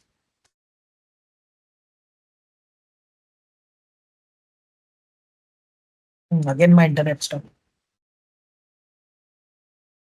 Abbas, let's say this security question and CRUD API question both will come for one single project. Let's consider that.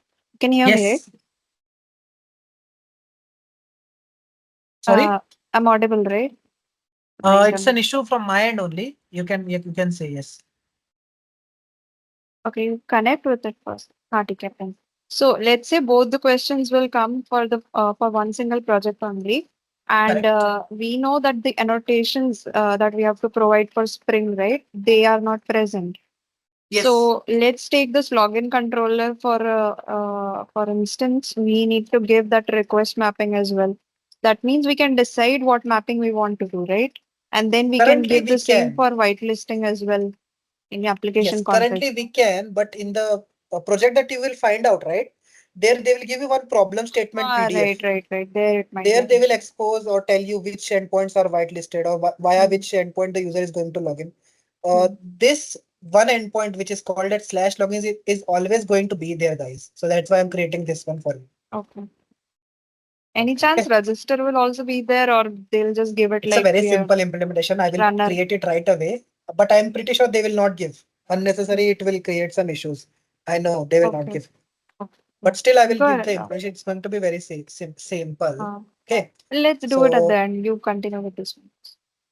okay, sure. Yeah. I will have this login response. It's going to be a private field and I want a setter getter for this. Nothing else. Generate. Status code is required. Sorry. status, like request status is required. Request status. I'm not 200 or getting. Sorry. Acha, you request mean to say a status key called code dot. status? Uh-huh. Not really. Let's not provide it because Okay. you can control it using this response entity. You can provide a different status. So for now, Okay, okay, okay. Okay. for now, let's not give that. Okay. I need a login response object from this guy, and okay, fine. I will import all other annotations. We'll call this a login user. And let's also create a login kind of request because it's going to be a request body, right? So I'll say login request. What do I need from the user? I need the private string email ID and I need just password. Source, generate and getter, setters, and it's done. I will use this over here. Login request, treat it like a login request. For now, let's return null. Later, we'll update this implementation. Now, in your application, you might not even find a service layer for this login component. What they will do, they will have some more auto-wired field over here, and they will ask you to directly implement over here, right at the controller. But I don't like that, so I generally create a separate service to handle all the service requests. So I'm gonna go ahead and do that. But in your project, you might see that same implementation they will ask you to do right in the controller. It's up to you. You can have the service or you can do it in the controller itself. So I'm going to have my class called login service. It is going to be a service. And let me just copy this and give an information over here. It's not going to have a request body, right? Let me return null. So cool. And here I'll just call the service line by using auto wiring that. Login service.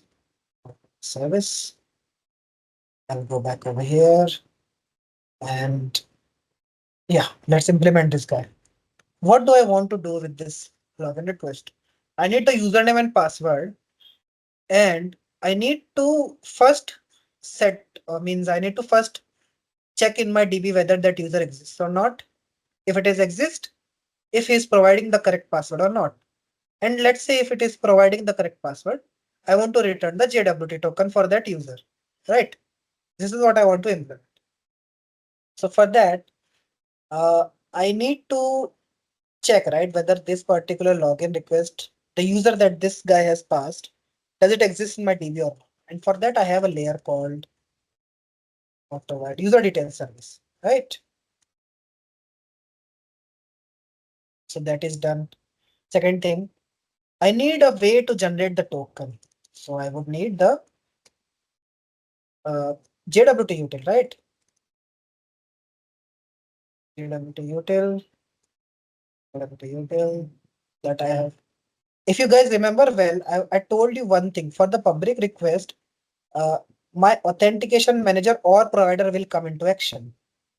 In your main project also, once you will visit the examination hall, there they will have this authentication manager or provider placed over here like this. Anything you use doesn't matter. And for my practice, since I had registered this authentication provider here, you can see that I'm going to continue and use this authentication provider to validate my request. So I have the basic things needed, which are needed already. Next, what I'm going to do is I will say first user details service, this guy, check if this user exists. Dot board user by username. From this login request, please get the email ID. It is going to give me user ID, right? Next, if this is exist, I need to validate this some way, somewhat way. for which I'm going to use this guy. So what we'll do is authentication provider dot authenticate. If you see, it needs this authentication object, right? What is that authentication object? See, this is just going to fetch you what it is going to. It's just going to fetch the user by username, right? Did it validate the password? No. No, correct. So we need some way not to validate the password. You cannot directly do like user db dot equals and all. We shouldn't do that, and that's not a standard. Instead, we use this authentication provider. This guy validates the password actually. Okay, how? Everything when we talk about security and user means saving the user in the context, we talk about only one class, that is security context. And how does the security context registers the user? Registers using the token. So we're gonna create one user name password authentication token. We'll call this auth token. Username password authentication token. This time we just need the username and password. We don't need the actual object. But get username means the email ID. Dot get password, and that's it. And you just pass this here, and this guy will authenticate this username and password with the DB. How does it? How is it is doing it? Because we have created this implementation in our application config, and we have given the encoder, we have given the user details service, so it will be able to interact with our own database, which we have set up, not any other database. It validates the password. Let's say we reach ahead of this, means it is authenticated. What do I need to do? I need to generate a token. So what I'll do JWT dot generate token, give me a token, and I need to create a response. Okay, here I'll create response entity dot. Okay. In my login instance, let me create a constructor.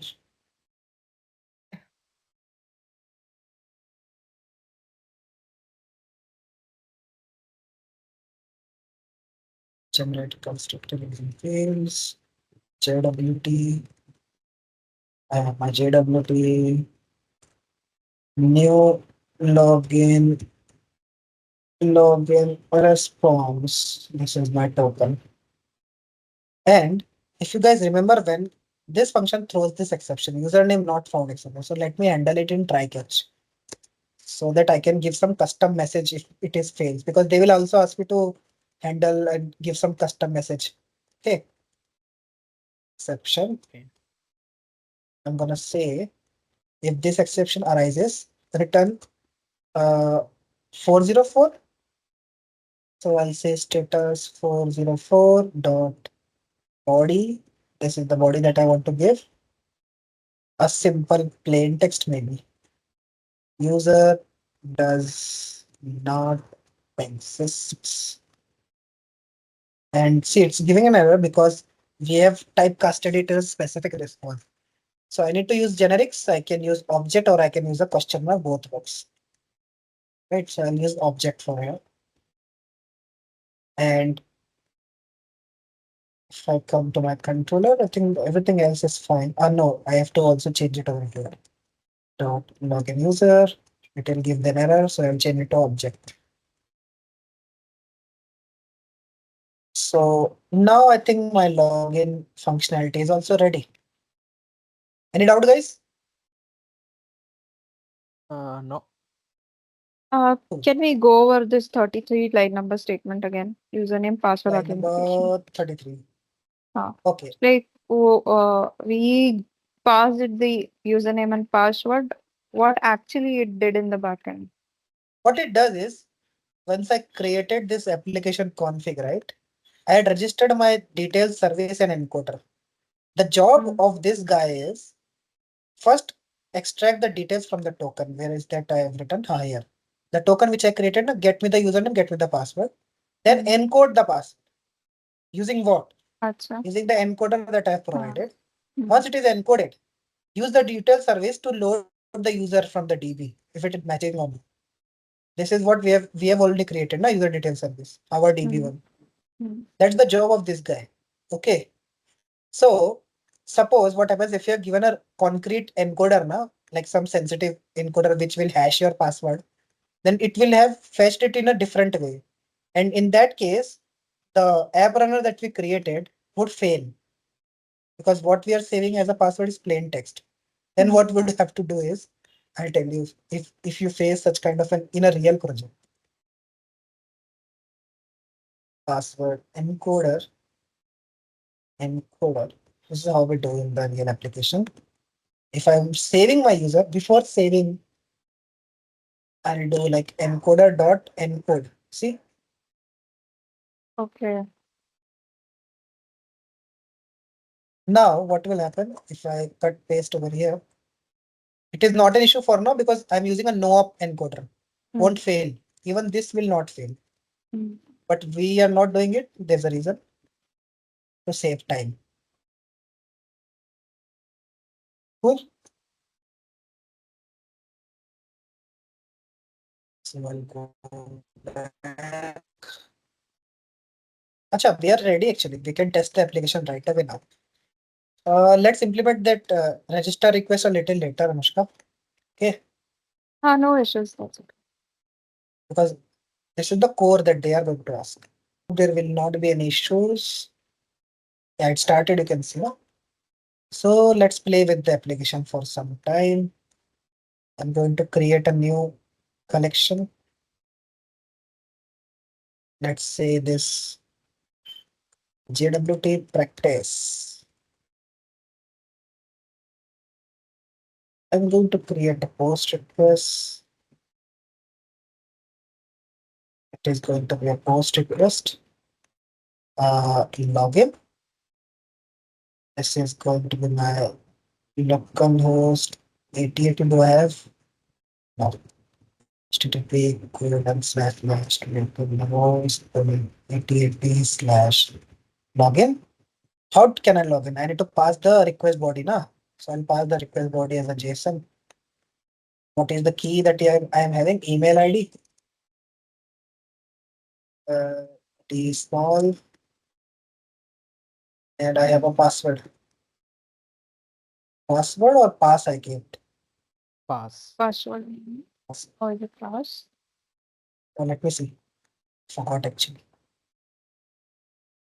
I gave it as a password only. Oh, So we'll give. So first, let's try with some incorrect details. Let me give a correct username. Where is my controller? No, here is my runner. Username is Name at the red argo@gmail.com. Gmail. Gmail.com. No? Okay.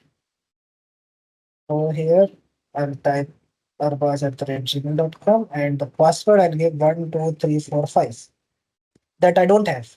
Right. So if hit this, it shouldn't let me access the 403 forbidden. Uh, there could be a requirement where they will ask you to customize this message. So I really want to do that because you should have that knowledge as well. New, I'll quickly create a configuration called as auth entry point. It is going to stop this. Implement an interface.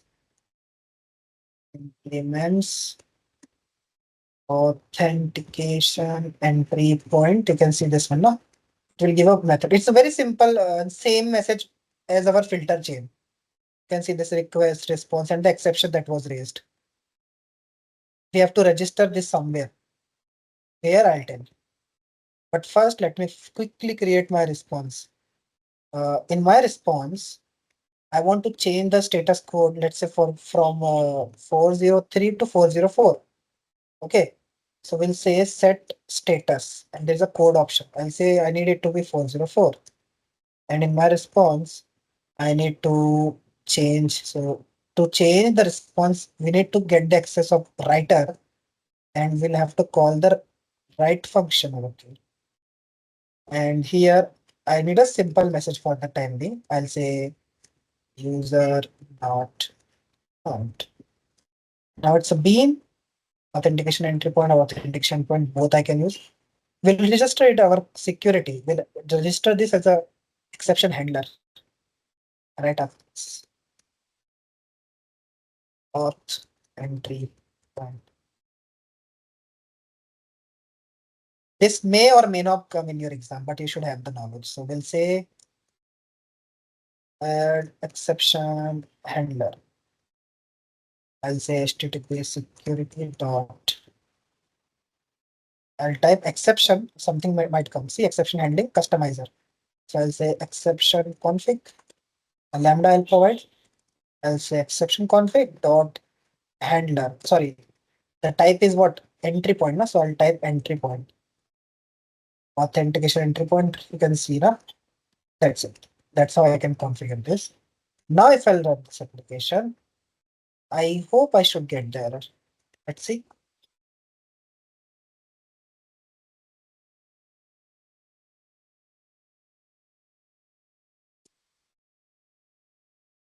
See,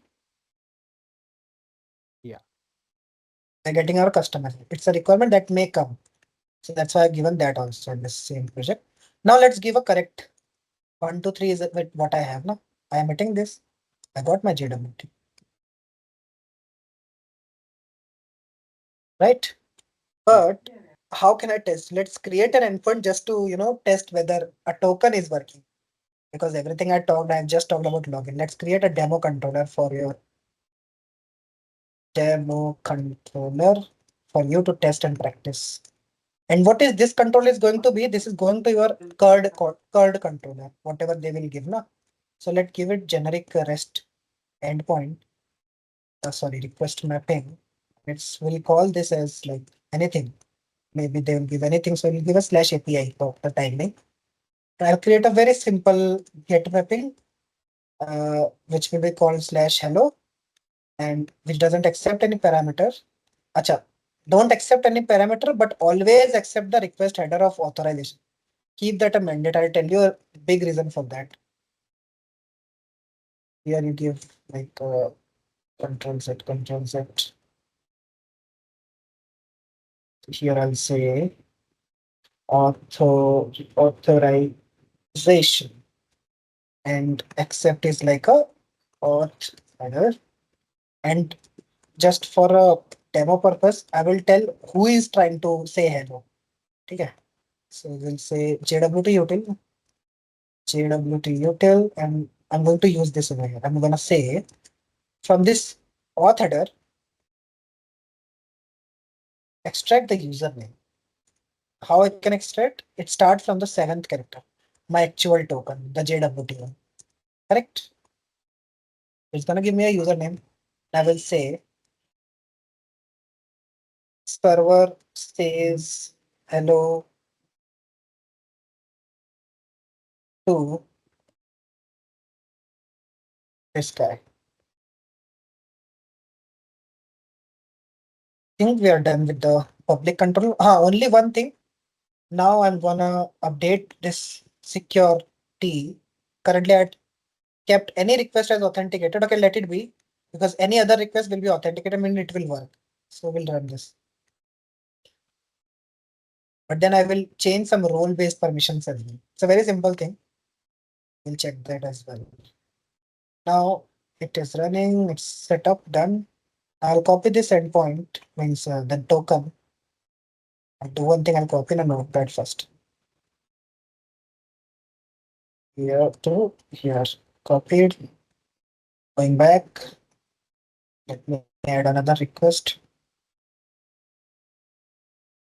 It's gonna be test localhost or slash API. In authorization, I want to pass what? I want to pass a bearer token. This is my bearer. I made this. Okay, currently it's saying user not found. Why? Slash hello Where? slash API slash hello. Correct. Slash API slash hello. Thanks. See, working. Now, any doubt in this? Let us try some more users now. Let's try your user, Karthik. Kranti, I'm so sorry. I keep No forgetting. problem. No problem. Kranti, I have had this spelling mistake again. Huh? Acha, password is different. 456. I got the JWT and paste it again. Now, if your token I will pass to that get endpoint here, it will say hello to you. Any doubt in this? No, no, no. Yeah, it might be overwhelming because the code is quite big, needs a very Yeah. hands-on practice. Acha, one thing more is pending. Now, let's say this is an endpoint. What they are going to do in the application now, they will say, okay, I have some entity CRUD, but I want that entity CRUD to be accessed by only by a specific role. Let's say only users can access this, admin cannot. Very stupid question. Ideally, it should be other way around. But how to do that? What we can do is for this specific request, right? So I'm gonna change this implementation here. I'm gonna say again request matches. For every string based request matches, use this request message only.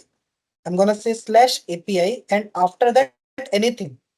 Star means anything, any URL. I need them to have any authority. They need to have an authority and that is needed to be user. And after that, any request can be authenticated. Means any other endpoint, I just want them to be authenticated, no role. You're getting what I'm trying to say with this chain, right? Yeah, yeah. Okay. So it's that easy to control role if you follow this approach. Now if I'll go back, now Kranti, you let me plug in my charger.